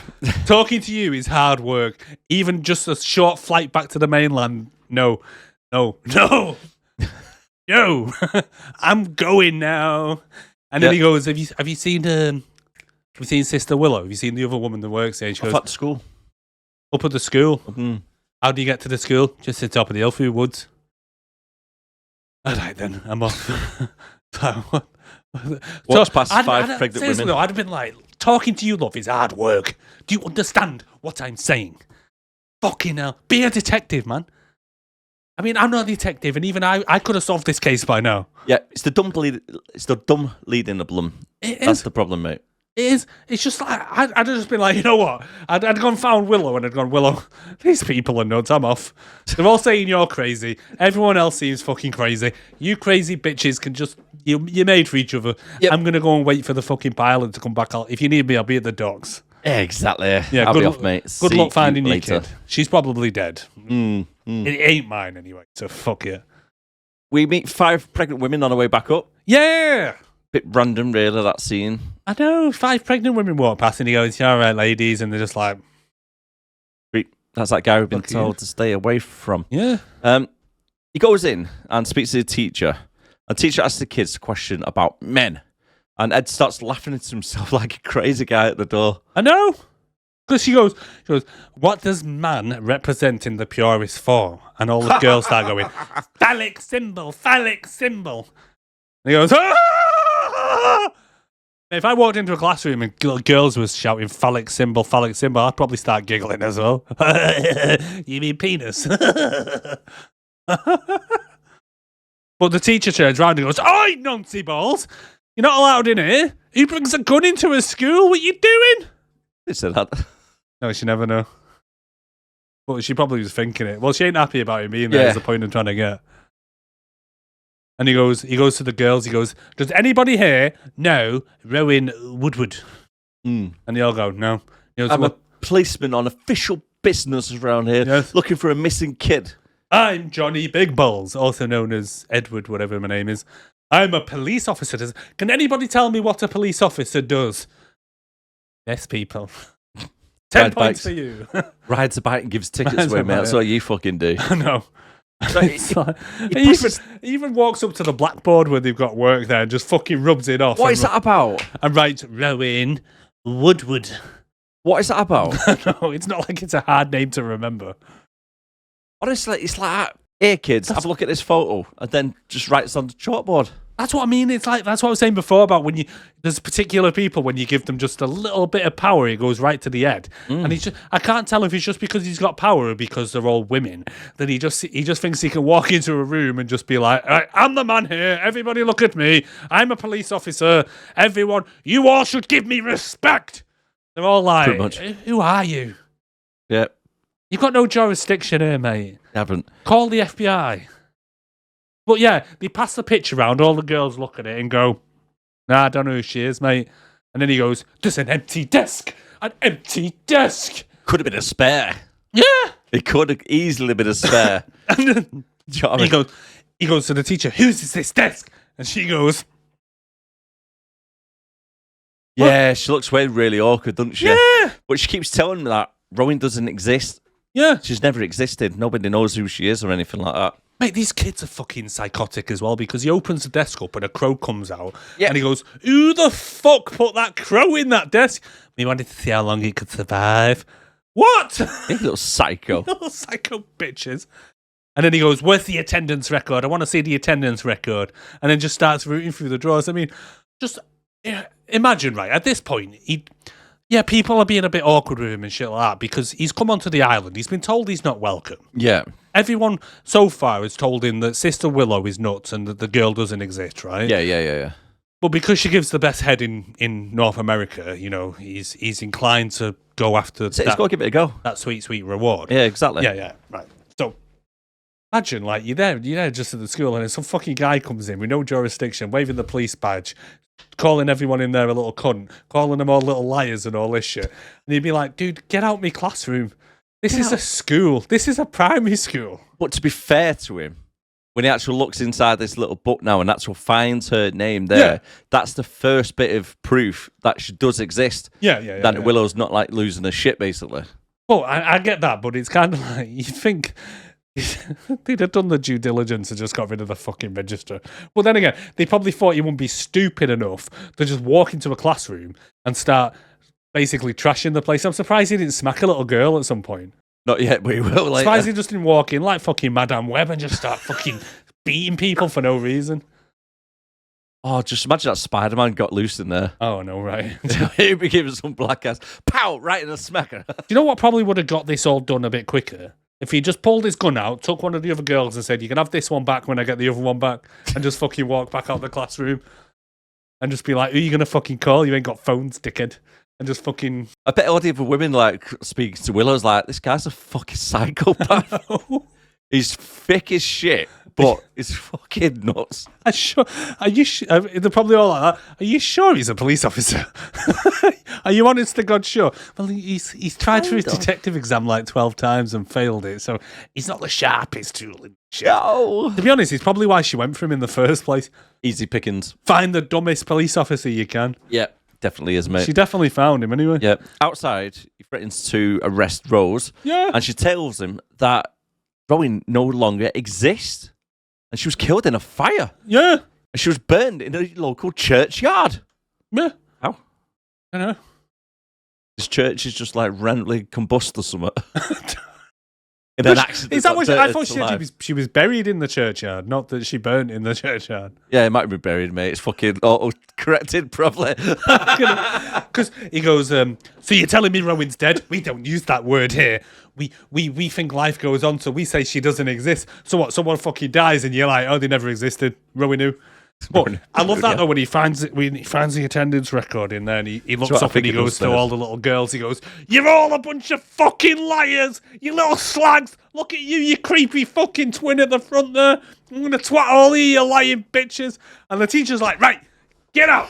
Get out. I've had enough of you. That's enough. Get out."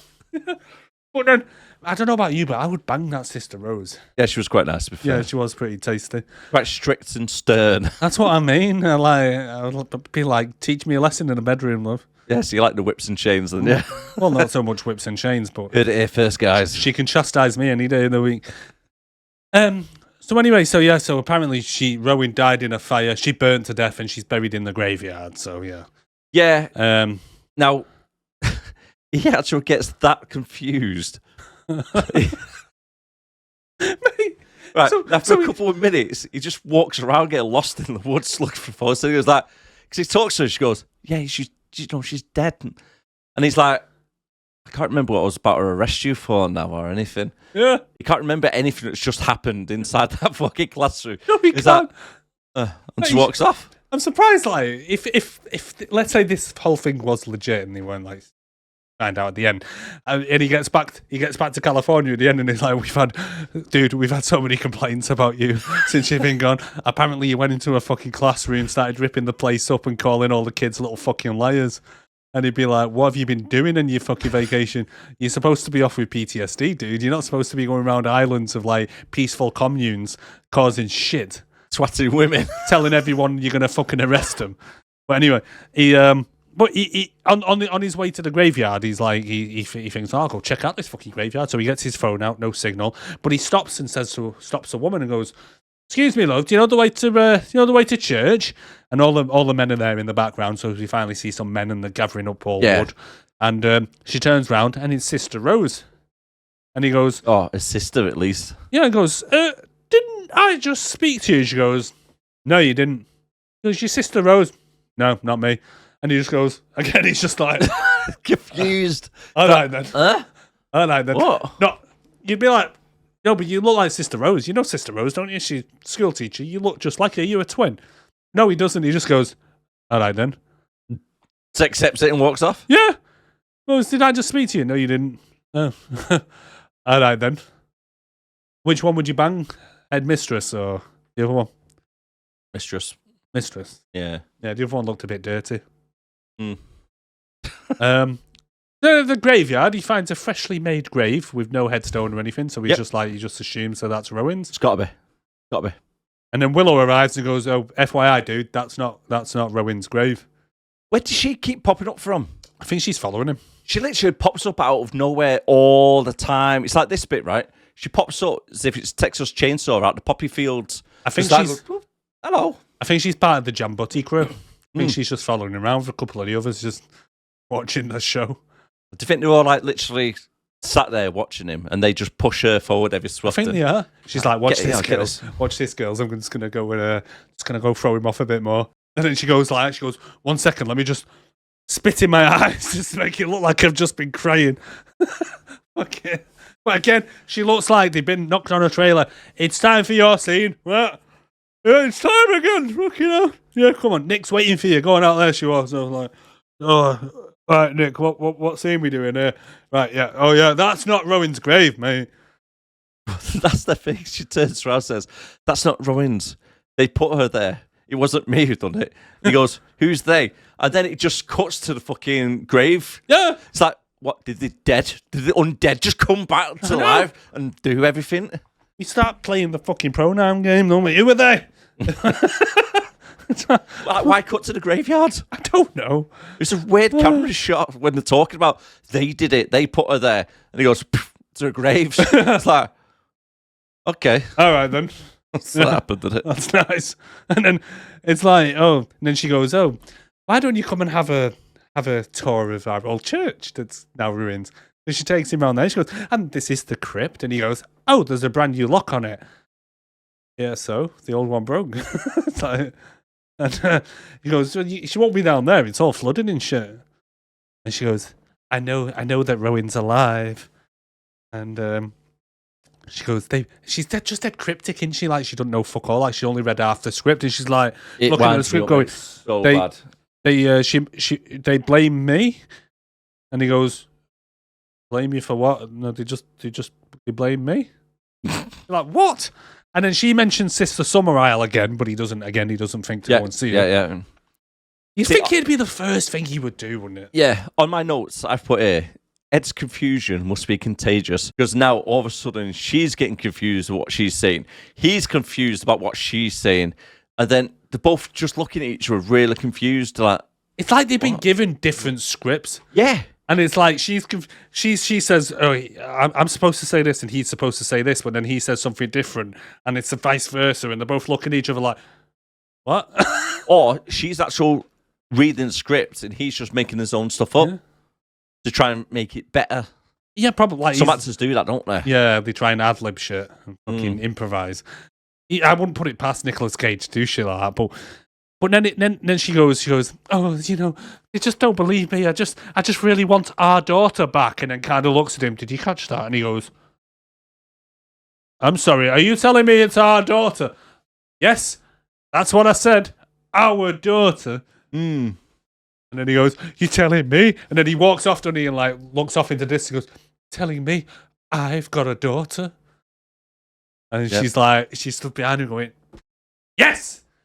You've got a daughter." And then he's like, "Can I get off this island, please? Because I'm not paying child support for 9 years." Yeah. It's in the pitch. She goes, "I wrote you a new letter. It's the child support bill." She even has to cheat to turn around and say, "This is what I've been trying to tell you, Edward." I know. But you're just too dumb to take it in. Like, bitch, don't lie. You've had plenty of chances to tell him in the letter. When you met up at the secret point. The second letter. In the top room. By the grave earlier. You've had so many points you could turn around and go, "By the way, no, she's your kid." Yeah. Or, right when you first spoke to each other and they said, "Who's the father?" She would have gone, "You." Yes. Yeah. This is what I'm talking about. So many chances, and it's just been... This is what I've been trying to tell you. Well, you're trying about as hard as he is for finding this kid. You're both made for each other, you stupid bastards. Do you think he was doing that much of a shit job doing detective work? They're like, "Christ, man, we need to try and motivate him." I know. Right, okay. Tell him that the kid is his. We need to. Right, and he actually might start trying to do a bit of police work to do something to get the kid back. I think so. Yeah. I think that's what it is. It's like, dude, he's really not getting this. And Sister Summerisle's like, "Been here for 3 days. I thought he would have at least been to see me by now. I've been hanging around at home in case he turns up." "Yeah, I know. We keep fucking mentioning your name to him." You'd think it'd be the first thing he does. Has he even been to like her bedroom, like, or the house or anything to check out, or were the last place you seen her? Nope. No, not even asked for any of that. What? And we're like, "Get Willow in now. Willow, you sure this guy's a cop?" "Yeah, last time I seen him, he was a cop. Yeah, but and It's been 10 years, you know. But it's just like she's. That's probably why she always looks cracked up when she sees him, because she goes home, she walks off him, and she's just like, "He's so fucking frustrating." I mean, she probably could have walked up to him holding Willow in her hands like that, and Rowan in her hands like that, and he probably would have gone, "So when was the last time you seen the kid?" Yeah. Willow. He's so clueless. It really is. I'm not sure. To be honest, I can't tell if the whole script and everything was written this way, or it's just Nicolas Cage's portrayal. It's probably Nicolas Cage. I think it is. It could have been the time when he was on the piss and the drugs and that with Charlie Sheen. So he's come back half cut. He's like, "What's going on? What's going on around here?" Where am I? What film am I again? Wicker Man. Shit, have we not finished this one yet? Eventually, he goes to Rowan's room and he walks in and goes, "So this is the place you last seen her?" "Yes." I mean, should that have been the first thing you ask? You would. Where did you see her last? What was she wearing? And "Take me to your leader" would have been the first 3 things you'd think that he would have done. But no, because only just now he goes, "So, what was she wearing the last time you seen her?" And she goes, "Good, Edward. Good. Good. It was a red cardigan that I made her, the one that's in the picture I sent you. Any other questions?" And he's like, Let me look underneath the desk. Sister Summerisle. Maybe I should go see her. Good, Edward. Yes. Here's a bike for you to take. But yeah, he looks under the desk and the kid's done a load of scribbling and shit, and it says "Help me." Yep.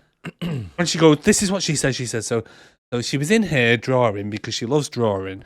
I nipped down to the market. I was only gone for 10 minutes, and when I came back, she was gone. The room was empty of all the toys and everything, and she was just disappeared." And he's like, "He's rowing." The little girl, oh yes. Yeah. Let me have a look underneath the desk. Yeah. Why would you even look there? I know. Maybe it takes like next level dumbness to think of something like that. Dude, it's the only thing in the fucking room, to be fair, and he's trying to look smart in front of her, so he's like, I better look round everywhere. No, she writes on the desk. Have you seen this? By the way, did you notice that the actual drawing was from the Wicker Man burning at the end? Oh, was it? Yeah, because you see like a giant Wicker Man in the middle. Yeah. Then all the little stick men all the way around in circles with some flames that says "Help me." Oh, no, I never noticed that. Oh, okay. To be honest, I'm surprised at this point, just to show off, he didn't just open his jacket pocket, pull out a magnifying glass and start doing this, like thinking he's fucking Sherlock Holmes or something. Pulls out a fucking Sherlock Holmes hat. He walks into the next room and he hears the supplier stealth plane landed in the harbour. Yes. So he goes for a run. Little biome changes. He goes choo choo choo choo choo. As if it's like a Mario or something, like a platform game, isn't it? Like running around. Yeah. It's literally filmed like a platform. It goes runs from one bit, then comes from the next bit, after the next bit. I'm surprised he didn't jump on some boxes along the way. Well, she goes, where you going? And he going, I'm gonna go use radio on plane. And then by the time he gets down there, though, the pilot's nowhere to be seen. And so what does he do? He sits around for 5 hours waiting for the fucking pilot. So he goes, I suppose I'll just wait here then. And then somehow he nods off. Yeah. Sat up on a dock. Well, we don't know he nods off. Who falls asleep like that? I don't know. But He sat upright. There's no rest on the back or anything. No. Well, at this point, we don't know he's nodded off, but he sat there and he's like, and then he just hears something down by the grate on the dock, and he goes, "Kid in there? Kid? So, did you see how he jumped off the end of the pier?" Right, okay. Fair play to him, because that was a fucking weird ass 90-degree vertical dive. It's like, he literally just runs off and just goes, I was like, what the fuck? What if the water was really shallow there or something? it was like a fucking vertical dive. Again, weird. They're probably all in the bushes watching, and they're like, what the fuck's he doing? Obviously, it's a dream, so...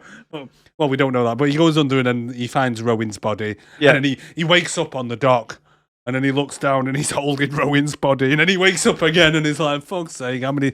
A dream within a dream within a dream. It's like fucking... It's worse than Inception, isn't it? I wouldn't be surprised at the end of this whole film if he just fucking woke up at home with pills in his hand. Jesus Christ, that was a trip. I must remember to ring Willow. Do you know what? It all could have been, like you say, a dream within a dream, but it's real life. He just fell asleep with a chip pan on and burnt himself. Yeah. Maybe. The house is burned down. Yeah. He never went anywhere. Dead. Yeah. Or maybe he burned to death in that car thing at the beginning. That's it. Luke's back, you see. Yeah. But then he's like, right, I'm sick of fucking waiting. So starts stripping off, puts his gun down, takes his jacket off. Doesn't use the rowboat behind him. 2 fucking rowboats behind him, and he dives in the water instead and swims across to the plane. Yeah. Opens the plane door, and the radio's been ripped out. He doesn't even pay attention to that. No. He picks up the walkie-talkie bit, he goes, that's not working. The kid swims off. Mate, there's wires hanging out the radio box. It looks like someone's just come up and just ripped the fucking wires out like that. And he just goes, yeah. Well. Back in the water I go. No. That was inconvenient. Oh, it's fucking stupid. Pays the local doctor, Moss, a visit and flashes his freeway patrol officer badge at her, demanding answers. He goes, I'm on my way out. He goes, it'll only take a minute. Fine, come in then. Come in then, mate. Come in. He's so rude though. He walks into her house, just starts fucking rooting through all the fucking shit. Have you seen a kid I'm looking for? Looks underneath the fucking sink. Starts pulling on like behind like curtains and stuff. Yeah. You think it's a fucking scary movie with like little feet below the curtains. I know. And then looking at a book on the side to the point where she goes, fucking closes it. Whilst he's watching, just so he sees the big ass text on it. Yeah. Like it's dangling a carrot in front of the fucking donkey. Rituals of the Ancients. That's the one, mate. Well, I love this bit, right? Because he goes, you take the photos of the Harvest Festival. She goes, yes, it's a skill that was passed down by my mother. And I was like, what, taking photos? You're the only one on the island with the skill to take photos. All right, then. To be fair, it's one of them olden day ones. Yeah. Like where it's a little box camera with a flash, the gunpowder. And he goes, can I get a copy of last year's photo? And it's like, they've got one up at the bar. Yeah, but it got broke. No, the frame got broke. The photo's fine.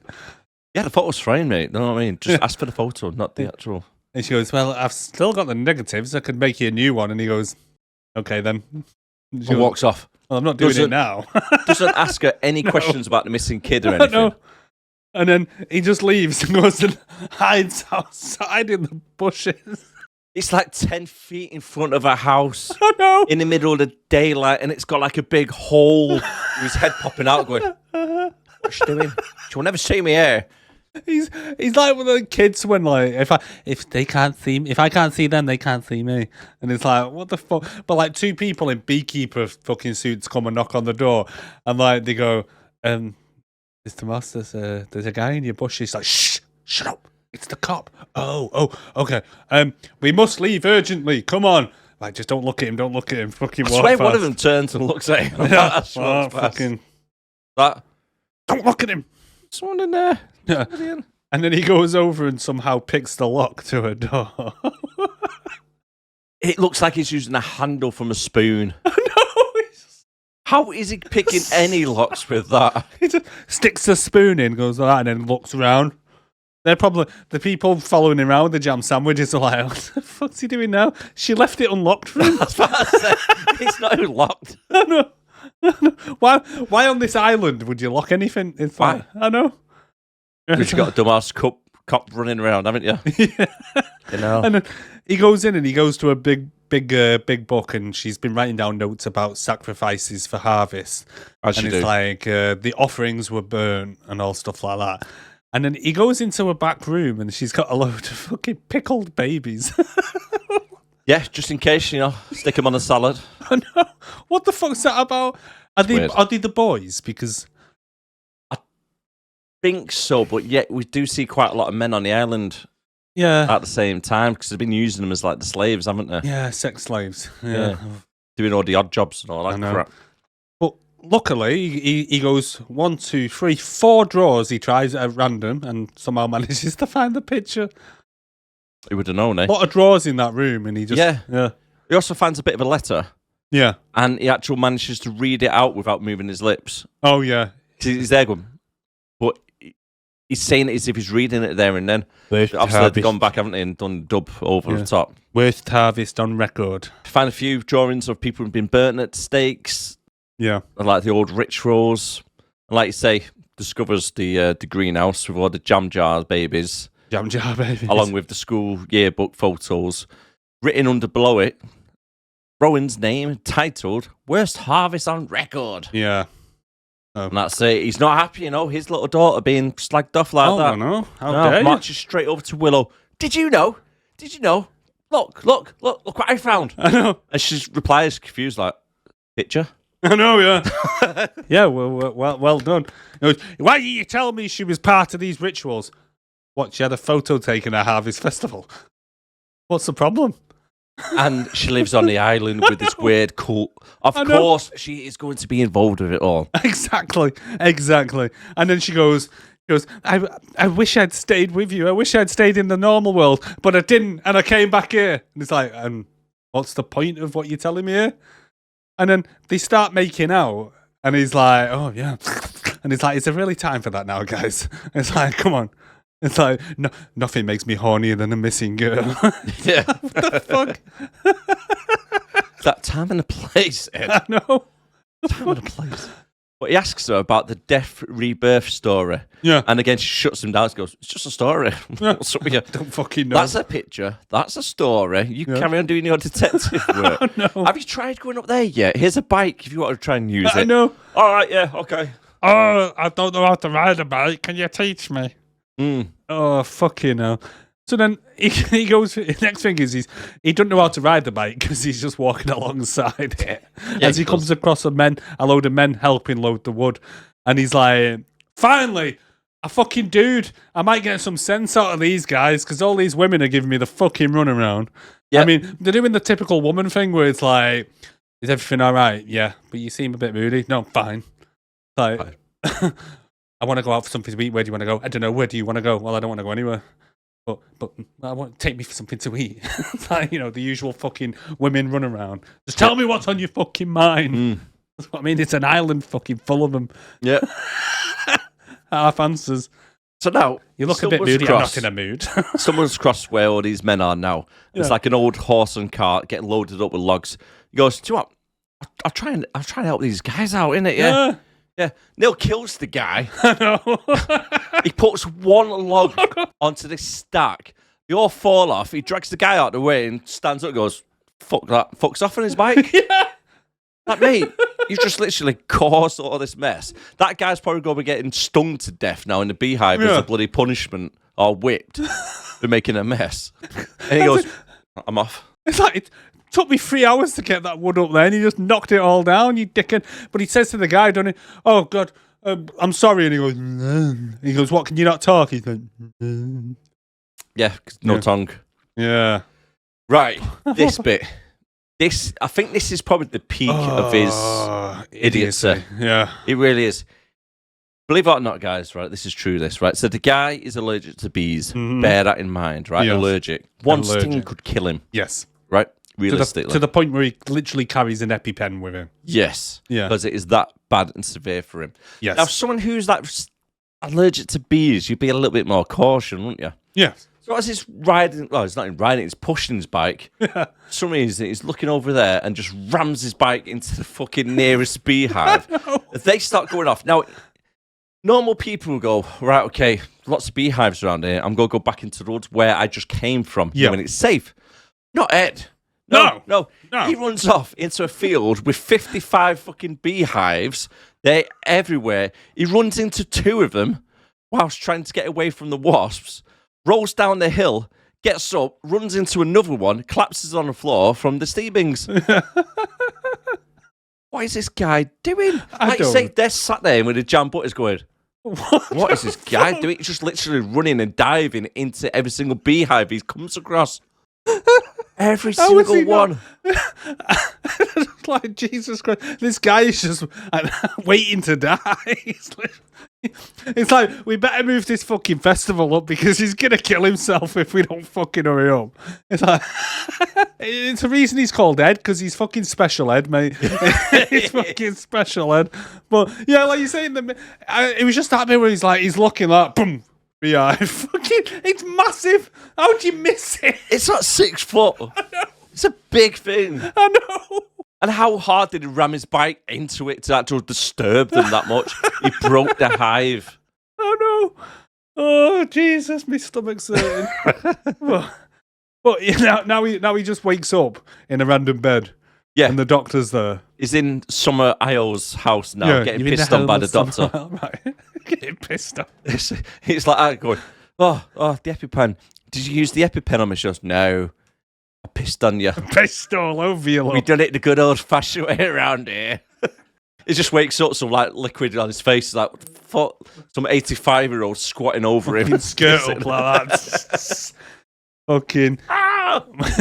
We used the golden shower method. It's really good. I love this though, because like he's in this bed and she goes, "Oh, we use the old-fashioned ways to cure you." And he goes, "Oh right." And he goes, "I'm here to see Sister Summer Isle."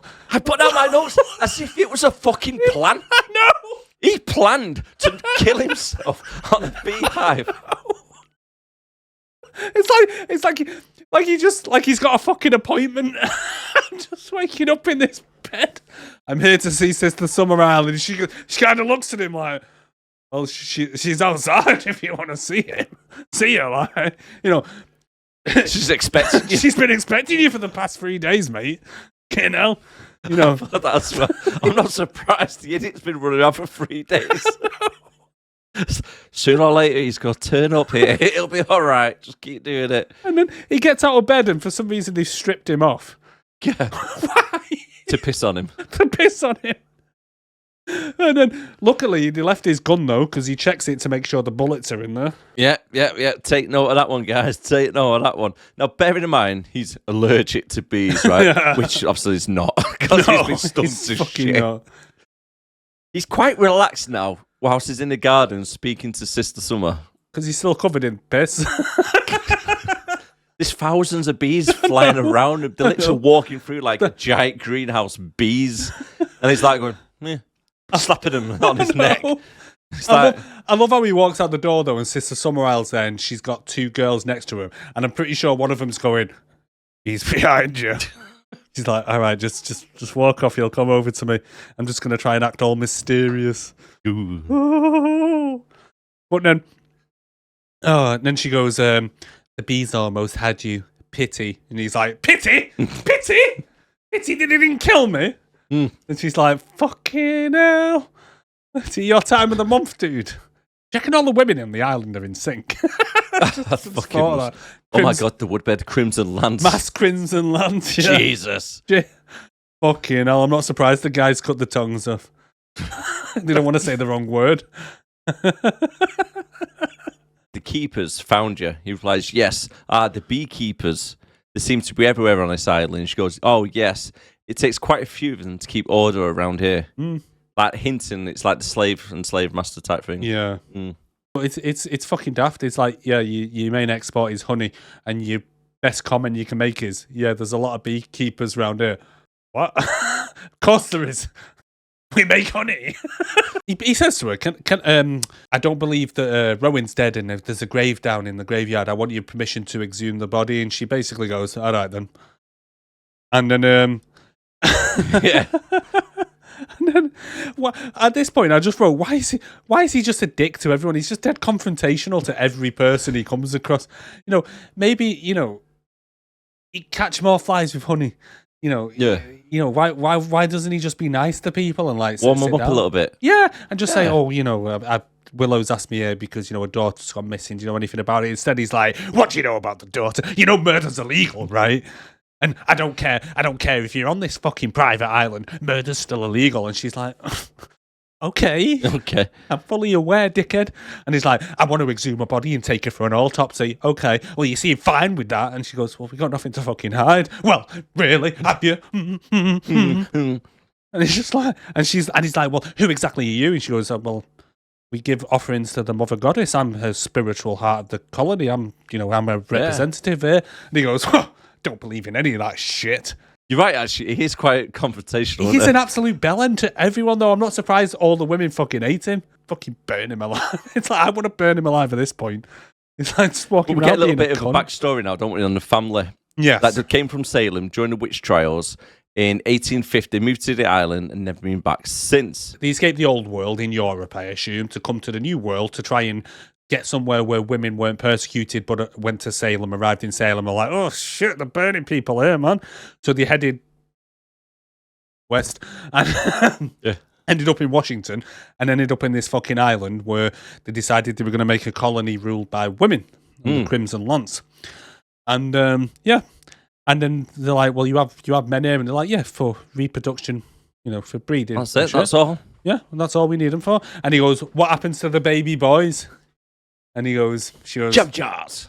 Well, they get to go outside and play in the sea. They get to go for a swim or end up in a jam jar.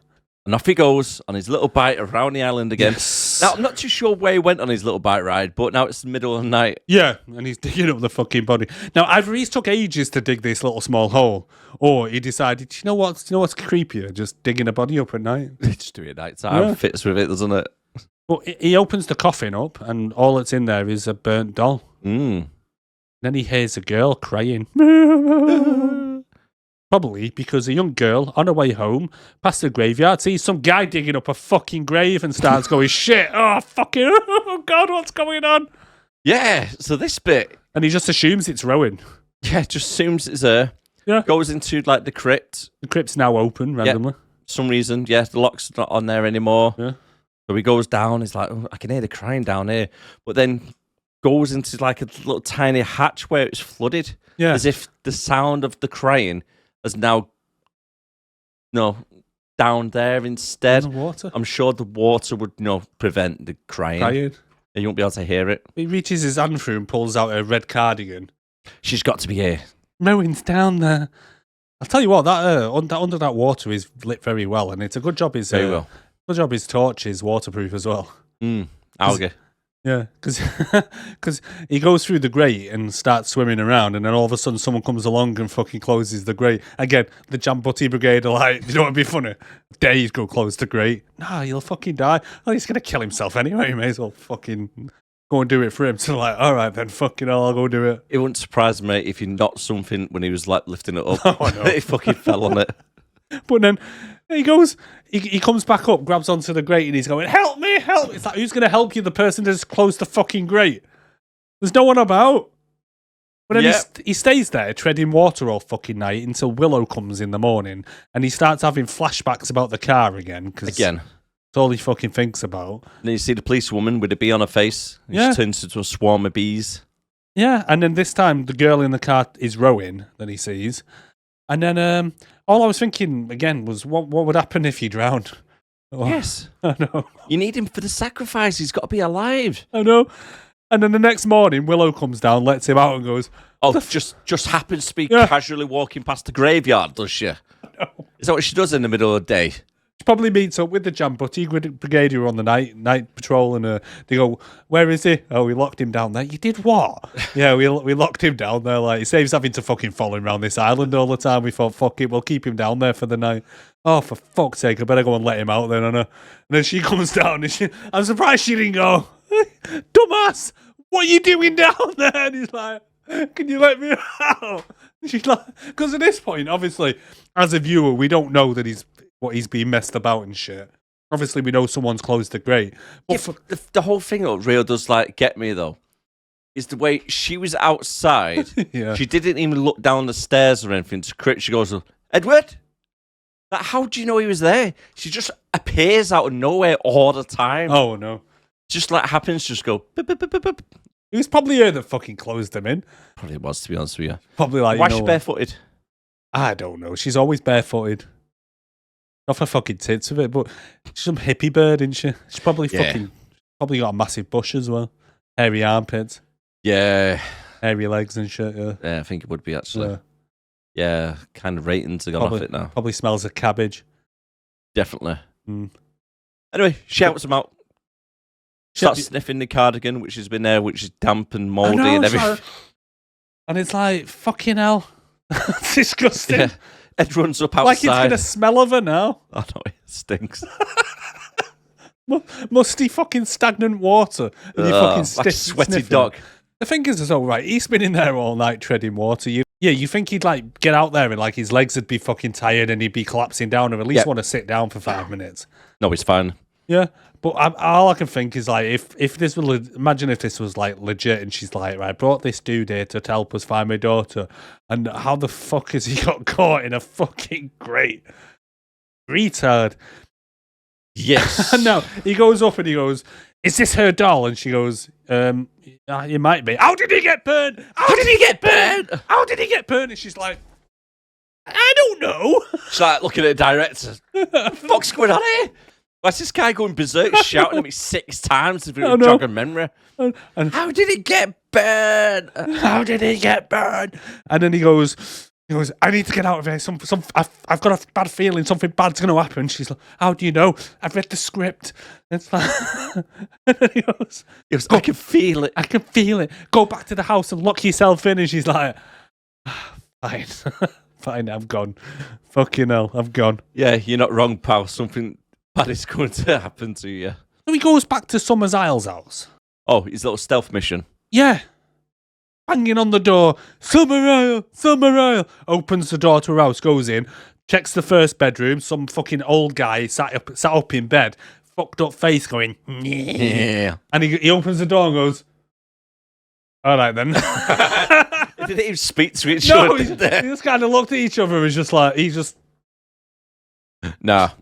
awkward. Goes to the next door. Fucking bird there, just sat in the middle of the room, naked, covered in bees. Yeah. And just smirking at him. Going, Wearing a bikini. yeah, a bikini. Hey. I mean, what is the need? And then at this point, he's like, he goes back and he's like, what the fuck is going on? Yeah. He decides to get the fuck out of this crazy place, and then you see then he goes in. The camera then goes into fucking Summer Isle's room, and she's just sat up in a 4-poster bed with like 4 girls, 2 girls either side, just stood there staring at the wall. I think 2 of them are sat down, and she's just in bed like this. And one of them comes over, going, "He's gone."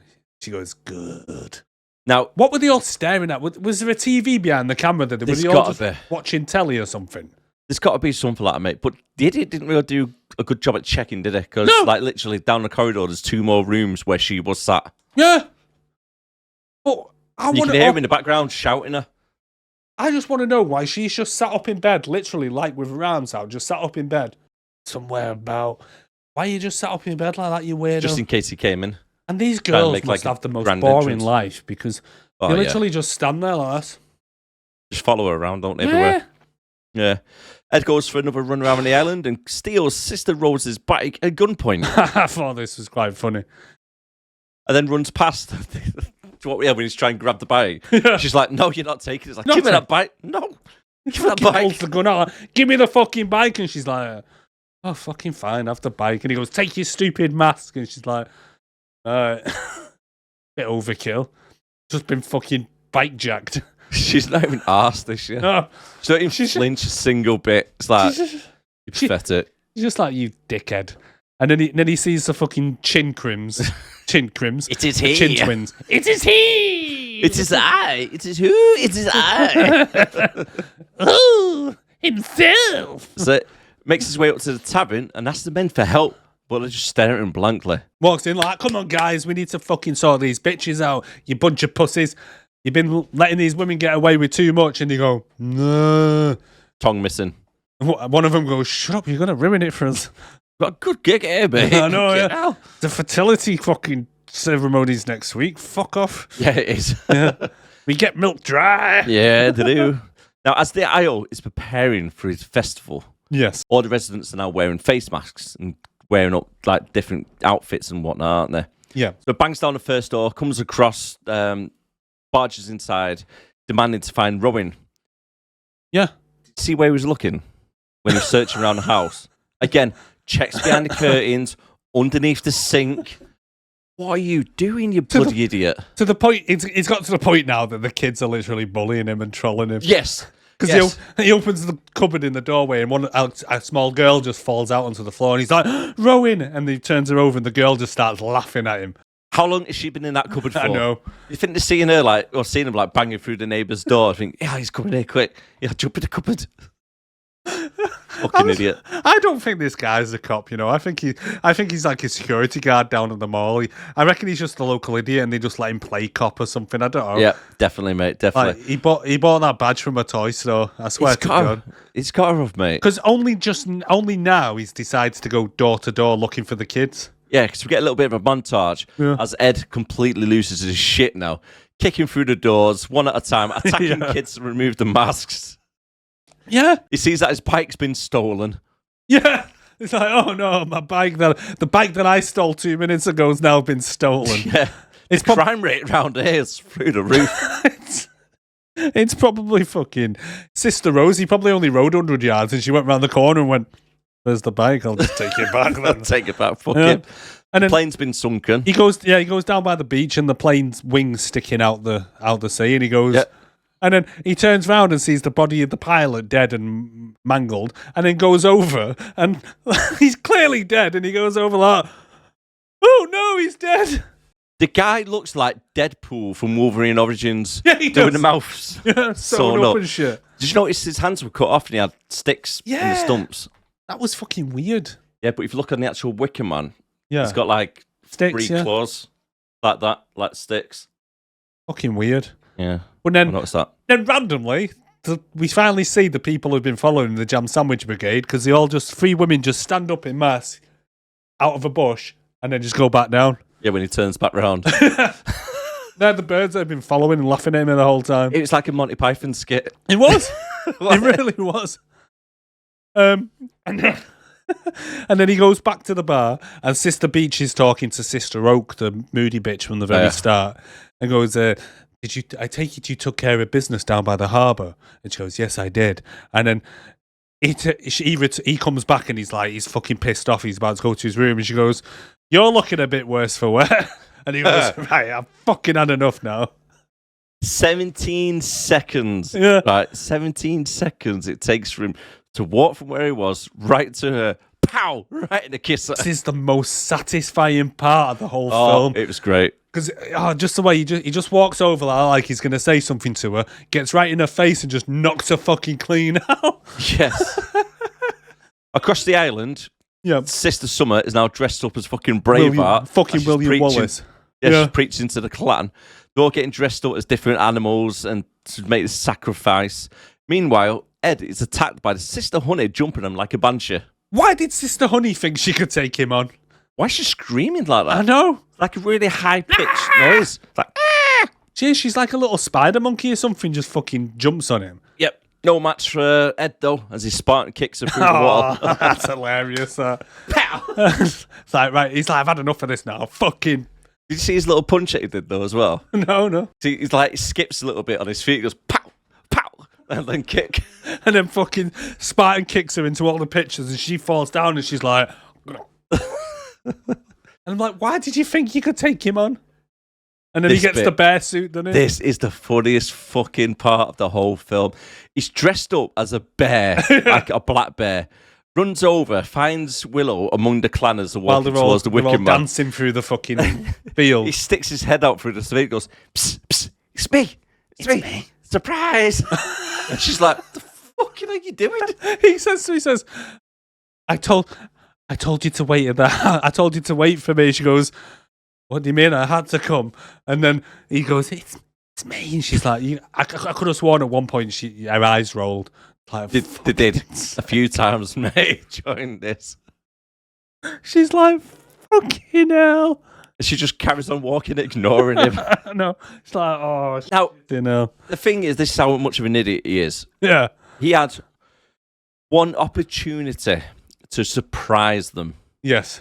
Right? He had the advantage for once, and he gives it away by telling Willow that it was him hidden inside that suit. Because he's still not realised that fucking Willow's in on it all. I mean, after she gave that answer and just ignored him carrying on, I'd be like, yeah, it seems a little bit sus, this, doesn't it? Yeah. Yeah, just a little bit. It's not really right, this. But then they walk around the corner and they finally find Rowan and she's tied to a post. And Willow looks at him like that. And he's like, what? It's like, what? Like, fucking Rowan. He's like, is it? There's his picture out like that. It kind of looks like it's go and get Rowan. All right. Go so he save runs. This bit's funny as well because he runs over, doesn't he? And one of the girls goes, "Oh, sister, is everything okay?" And he just fucking sparks her. Pow. And then he goes, "Oh, honey, Rowan, my name's Edward. Come with me." Picks her up, and the girl goes, "All right then." And then he runs off with this girl while people are chasing him. Yep. Into the woods.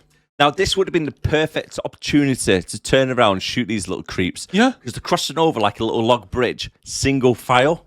Yeah. So he could have turned around, bang, bang. Oh, the gun's not working. Yeah, and realised then, yeah. You know what I mean? He could have done then. Or you could have Spartan kicked them off the bridge because they're coming single file. It's fucking stupid. Use your head a little bit, mate. But then he's running through the woods with Rowan, hiding from a couple of people. They go past and his mobile rings. And he rings, he tries to talk to the guy, but then he's obviously got signal now, but doesn't try to call back. Nope.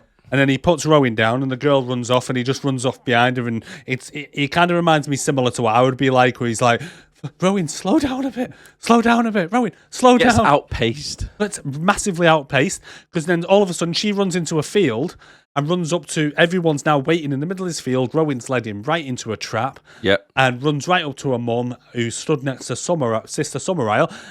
As I came out of that clearing there, I'd just be like, nope, and fucking run back. And thought, right, daughter's fine. She's with your mum now. I'm going to get going now, guys. Fuck this. See you later. I'm off.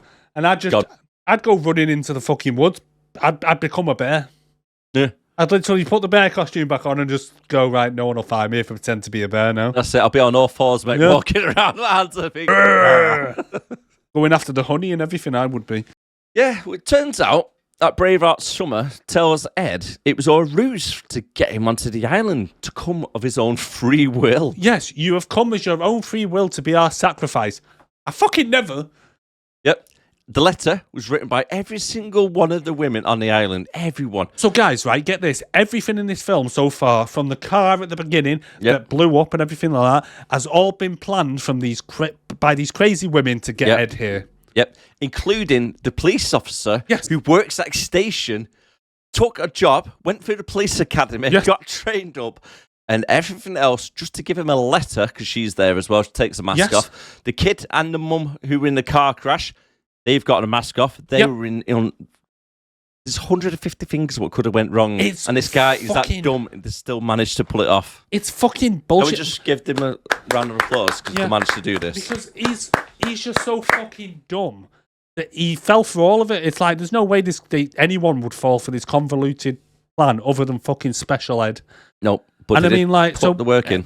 Everything, right? I mean, there's so many fucking questions. So the questions they had at the beginning with the car thing, so now we know it was all a ruse and shit. It's like,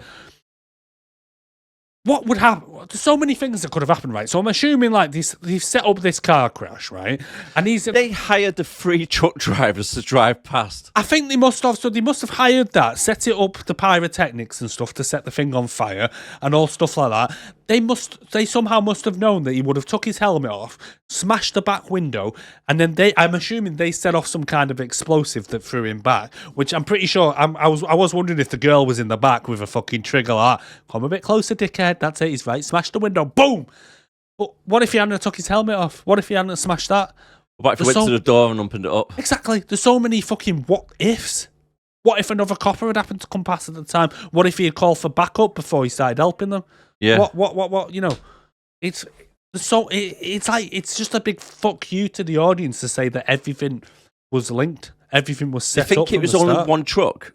Huh? Do you think it was only one truck? Because Ed was that retarded. Like the guy had to go around the block 3 times. I think so. Do you know? He's like, right, smash into the car. Fuck's sake, it's not here yet. What's he doing? So from what I can gather, they send some of their women. Obviously, I'm assuming to stop inbreeding. They send them to the mainland, and I assume they go after like people like cops because of what happens right at the end. Because they're the good people, aren't because they're the good people who would come and try to help. So she's gone there, got pregnant, come back to the island, right? She's the daughter Rowan's been the harvest festival girl or something, and then they've had the bad harvest, so they need to do a blood sacrifice. So they need someone who's her blood, which is why they brought him to the island. So now they've lured him to the island, set him through all his fucking paces. Everything that's happened has all been a big setup just to get him there, and it's like you can fuck right off. No, because it's like the policewoman. Yeah, right. She's got to have been, like, say, gone through the academy. So they've planned 5 or 6 years ahead, hoping it'll be rowing. Well, I'm wondering if they target people going through the academy similar to like he would have. So they have her as a plant in the police station for people coming through. Because I'm wondering if they do it particularly in like places like California because they're closer. But when they actually come to the island, they'd have no jurisdiction there because they're in a different state. So, you know, they don't, so maybe they have thought that far ahead and thought, you know, that they have a plant in there. Because there might be more people going through the academy that these women are targeting because you can see at the end that they target another person going through the police academy. So that could have been based at the same place where Ed was then? Yeah. Could be. I'm wondering if she's just there to kind of keep an eye on him. And it's probably easy to cover it all up as well, isn't it? Yeah. She's in the police force. Well, that's it. And then it turns out that Sister Summerisle is Willow's mother and Rowan's grandmother. Mm-hmm. Like we mentioned, the letter was from all of them. He looks at Willow. He's like, Willow, how could you do this to me? And she's like, nah, sorry. She even turns around and says, you should be proud of yourself. Yeah. You've done so well. Yeah. Really? You were struggling to keep alive? I know. He nearly killed himself 6 times. They're probably like that, dude. Well done. You're the dumbest one we've ever had. You really are. Hands down. I mean, it's been a task trying to keep you fucking alive since you've been on this island. How you survive riding a motorcycle every day, I do not know. Yeah. And you know what to say about Yeah. mother-in-laws. Evil fucking William Wallace looking mother-in-laws. To be honest, the car crash at the beginning. Sorry, I reckon they didn't mean to knock him out. They were just like the little girl's just like, this guy is so dumb, and then he knocks himself out. They probably just look at it and then ringing up Willow like, Willow, are you sure you want to bring this guy to the island? I mean, Yeah. He's just nearly killed himself trying to save us. Yeah, he's got really strong genes, this one. That's why fucking Rowan fucked up the field. She pissed on all the grass instead. That's it. It's bad blood. It's like, you gonna find yourself a retard. Did you get the lowest scoring candidate in the academy or Got something? everything, mate, because he's the gullible one, isn't there? Yeah. And now it's about time he actually tries to shoot her. Yeah. Guess what? There's no bullets. The thing is, though, I did write here a point. He's a trained police officer. He definitely would have noticed when he was pulling that gun out and moving it around that it was lighter because there's no fucking bullets in it. But then I thought, it's Ed. It's Ed. It's Ed. Yeah. And then you get that. When did she take the bullets? I don't know, because like he goes to shoot and then it doesn't fire, and then Willow just does that and drops the bullets. But he has the gun on him all along. Yeah. I don't know. Because when he's passed out, the only time he's passed out is from the bee sting, and he gets up and checks the gun. Checks it, and it's still got the bullets in it. Yeah. And then she's managed to get the bullets out of his gun. God knows. Magic, mate. Don't make sense, that. No, it really fucking doesn't. Unless it was, I don't know. Did he take the gun off when he went down into that grate? No. No. I had it on him. I don't fucking know. But anyway, then we mentioned before we didn't get the bees bit, but during this bit that was cut out of this version we watched. Yeah, it's the audio playing over the top, isn't it? 'Cause it's walking down the hill. You can hear the audio over the top. Like they kept it going, my legs, my legs. Yeah. Well, this bit is how he's going, you can't do this. This is murder. You can't murder me. It's illegal. And they're like, yeah, we know. We kind of know. Kind of know, mate. We don't care. We're doing this. I don't get. Well, you're gonna fucking take him down to the Wicker Man and burn him. Why break his legs and fucking put bees in his head? I mean, is it just all for the show? Again, he's obviously not allergic to bees. Because Yeah. when we see him, his face is all swollen from the bee stings. I know. And he's alive and kicking. That's some powerful piss. It is. So they carry Ed over now in like a little burlap sack, aren't they? Yeah. And they show him to the effigy. And he's like, oh no! And then they put Cage in a cage. Yeah. You can't cage the cage. Yeah. Again, this statue thing is about 100-foot wooden big Wicker Man. It's full of animals. It's got Full of cows in there. It's livestock got and sheep everything, in there. It's got chickens. Got cows in there. It's got everything in there. You can hear all the animals and I know, shit. it sounds like a fucking barnyard, doesn't it? It was literally like Noah's Ark, 2 of each. And then they fucking hoist him up there, and he's going, no, don't do it, no. And then they go, Rowan, do you want to light the fire, love? And she goes, oh, yes, please, mummy. Yep. Runs over like Olympic torchbearer. Like skipping that. Hey, daddy. Hi, daddy. He's got to get nice and warm up there. Yeah. And he's like, Rowan, no, stop. No, I'm your dad. And she's like, I don't know you. Fucking sets him on fire. How much fuel did they use? Oh, fuck knows. Because I fucking went up quick. That went up. He went, Yeah. yeah. Oh. Gone. And then he just screams a lot, shouting, this is murder. Now, we never get to killing me. find out, do we, if the actual works or not. No. No. So did they get a good harvest next year? Fuck knows. We don't know. 6 months later, Yeah. Sister Honey, and I think, was it Willow that? I think it was Willow, yeah. Willow with makeup on Yeah. and a good night's sleep. A good night's sleep, yeah, and the hair was done a little bit different. She looked fit. Yeah, they're trying to get two newly trained police officers. Yeah, so James Franco and his mates at the bar, and his mate comes over going, "Can't catch a break tonight. All the birds are frigid." And they see these two birds walking, and they're like, "Oh, let's go check these bitches out." Mm. And they sit down, and it's Willow and Honey, and they're just like, "Hey guys, someone want to make me pregnant or what?"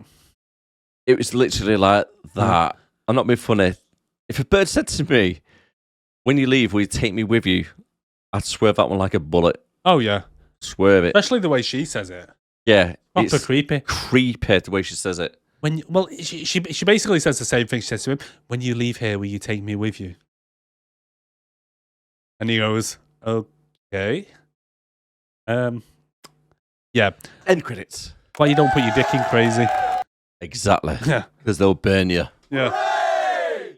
Right. End credit, folks. So let's get straight into the clip quiz. Yes. Grant me courage, O Lord, Grant me courage, O Lord, for I am thy servant. for I am thy servant. And gird me with strength unto battle, And gird me with strength unto battle, that I may crush thine enemies that I may crush thine enemies as dust before the wind. as dust before the wind. Honestly, don't know. Season of the Witch. Never seen it. I thought I'd go for something similar to the Wicker Man. No, never seen it. Never seen it. Well, it's not It real sounds like a anything. Nazi priest, I'll be honest. He's hunting based on a witch. Oh, right. Okay. Yeah. Fair enough. It's actually not a bad film, to be fair. It's based in, like, say, 1700s type things. No.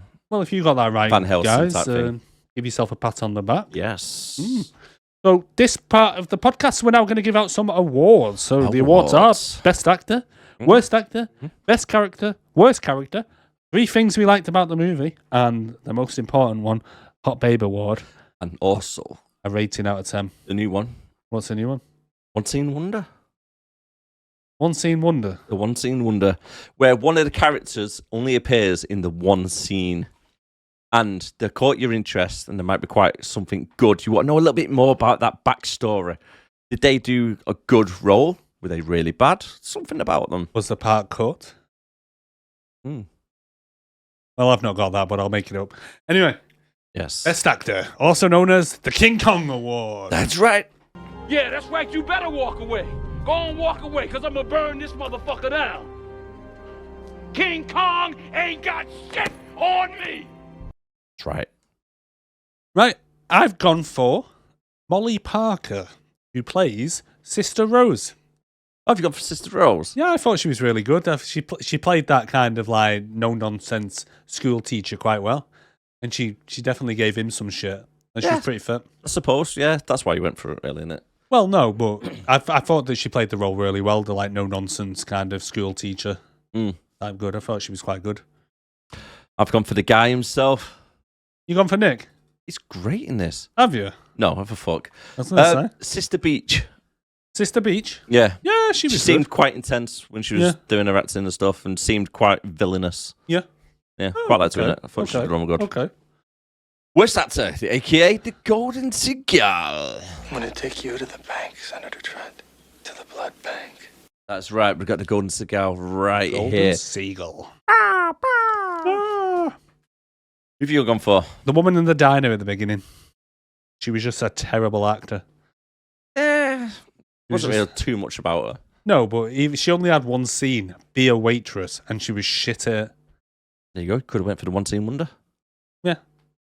Well, Can't I now. might do. Can't use the same I one. might do. Nah. Normally it'd be something good on the people. Go on. All right, stood out.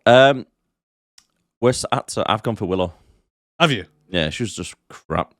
Oh, She fair looked enough. confused, half asleep, didn't know what she was doing. Just turned up there to be like a cliche. If I had to pick one of the main cast, it'd probably be her. Yeah. Yeah. Best character, Go on, you go first. Ed. Yeah? Yeah, why Yeah. not? Yeah. He kept me entertained with his fucking foolishness, falling around, doing stupid shit. It's just like, Ed, come on, mate. Try to stay alive. I've gone for Sister Beach. Sister Beach. Yeah, I thought she was quite good. Yeah. Worst character, I've gone for the Chin Twins. Chin Twins. Yeah, they were quite a shit one. Just pissed me off. I've gone for. Do you remember at the start when you had Sister Oak and you had the old hags? Yes. The one on the far right, closest to the sack. And she was going, look in that sack. Go on. No, the one who was like looking away. Yeah. Her. Pissed me off. Fucking hell. You know which one Hardly I'm a at, don't character. Yeah, I know which one you mean. Yeah. Yeah. I've seen her in other things. Shit as well. Yeah. Yeah. Hot babe. Hot babe. This one was a tough one, but I've gone with Willow. Only Yeah, because of I've them gone for blowjob Willow. lips. And she looked fit at the end. She looks all right, isn't she? Once she'd had a shower, she looked fit. One scene wonder. So what's one character what only was in one scene, but they stood out? Aaron They Eckhart. they acted really good what they were doing. Aaron Eckhart. He just sat there I've and then not had walked any up. time to fucking think about it. You've had 2 weeks on It's a this. stupid award, I'll be honest. It's I not. didn't agree to do it. Right. You literally. mentioned it briefly the other day, So- and I was like, no. So this is the basis on it, yeah? This new award, 'cause it's only a new one anyway, I always told him the other day about it. It's one character, but it's only one scene, but they stood out. Oh, God. So I've gone for the police officer, his Right. friend. He's in No, two when he scenes, came though. talking to him. In 2 scenes? Not really. Well, he was in the beginning at the diner, and then he was in the police Yeah, station. but he didn't 2 like do scenes. anything. He was just in the background. Well, no, you said one scene. One scene wonder. It's literally in the name. Right, 2 at max then. 2 Right. at max. Fucking hell. Basically, it's just someone who's playing a little part, just trying to give them a little bit of, a Okay, pat on the back. You've done well. I'll go for Sister Rose's twin. I suppose, yeah. You can go for that. Something like that, yeah? Something like that. I want to know more. Is she a twin? Why is she so moody? Yeah. Yeah, How did you know it was Sister Rose when he robbed the bank? I know. Could have been the other one. Could have been the other one. Could have been Sister Thorn. 3 things you liked about this. Okay, when he knocks out Sister Beach. Yep. When he Spartan kicks Honey. Yeah. And when he sparks out that bird by the twig. Just when he goes around smacking birds, to be honest. 'Cause by the end of the film, they were just pissing me off. I felt like fucking smacking a woman myself, I'll be honest. So it's checking on Hannah. She's doing okay. I've not heard of her. No, me third one was when his own daughter starts the fire. I thought that was just justice. Just for his idioticness. She'd be like, she's like, Daddy, I've been hidden in plain sight the whole time. I've been behind you, following you through the whole island. And all you had to do was turn around. Yeah, I'm pretty like, much. and I set you on fire. Mm. No, Emily got me like that in a game of hide and seek once. What, set you on fire? No, didn't set me on fire, but we were playing hide and seek at a pub once in the pub garden. And literally, I was looking around everywhere for me. The bitch was behind me, following me the whole time. Sneaking behind Ed. me. Yeah. Well, you have got a nickname, haven't you? Yeah. Captain Spatial Spatial Awareness. awareness. Yeah. But literally, I'm walking around looking for everywhere. And I'm like, I can't fucking find her. And everyone's laughing at me. And I fucking quickly turned around and she was there. I was like, how long have you been following me? She's like, the whole time. Because I'm deaf as fuck as well, so I didn't hear her. But that's what Rowan did to Ed.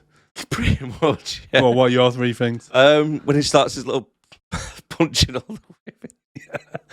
It's like that fucking advert you showed me when you go around slapping all the people at the It party. was just comical the way he did it. Do you know what I mean, we don't condone violence Just on women or when anything. he walks over to Sister Beach and just knocks her clean It out. just you don't expect it the way he No. did it. You don't. And to be honest, all these women were cunts like to him. Oh yeah. But he was being a cunt himself. He's just So had it's enough. like, oh, that was one of them. Second one when he's dressed up as a bear. Yeah. And it made even more comical when he twatted the woman dressed up as a bear. Then the third one was just riding his little bike around. Oh yeah. It's just like, what are you doing? It was literally, the frame was like a penny farthing, but normal size wheels. It was. It's like, Oh. rating out of 10. Oh god, a 3. I've gone for 4.6. Oh yeah. Yeah, I think it's about mid-4s. Yeah. Because it wasn't the worst film out there. It was entertaining, but it's dumb at the same time. Yeah. Oh, should we Oh, move on shit. to the Wall of Fame? Yes, the Wall of Fame. So this is where we put it into a category: the good, the bad, or the ugly. So the good is stuff that we think is worth a watch. It's underrated. You should go out there and you should go and watch it. It's a good film. The bad is stuff where it's like, yeah, it's probably worth a watch, maybe, you know, if you've got nothing else to watch. And the ugly is just plain bad. Never watch it. Don't even bother. We've watched it. We're telling you it's shit. Don't bother. So I would probably put this in the middle. I would. I wouldn't say it's ugly. I wouldn't say it's good. No. But I'd say it's a bad film. It's a bad film, but it's kind of like Shit, but entertaining. it should be entertaining. Yeah. Just watching this moron. If you just watch it in the sense of how is this guy a police officer? Basically, what we talked about the whole podcast. Just go and watch it with that frame of mind, and you will see right there and then that it should have been a comedy. Exactly. Yeah. Right. I agree with you. Yeah. The bad. Let's Yeah. stick it into there. Yeah. Now, next week's. I'm not doing that fucking thing you showed me the other day. No chance. Oh, the amazing bulk. Yeah. The Incredible Bulk. Incredible bulk. Yeah. I'm not fucking watching that. No, it looks. Did you watch a trailer? I watched the trailer when they're running. Right, guys, if you want something basically trash to watch, which is really, really fucking bad, have a look. Just YouTube it, the trailer, the amazing bulk from, I think it's 2012. And the way they filmed it, fair play to them, right? They filmed it in 6 days, but it took over a year and a half to edit, put together.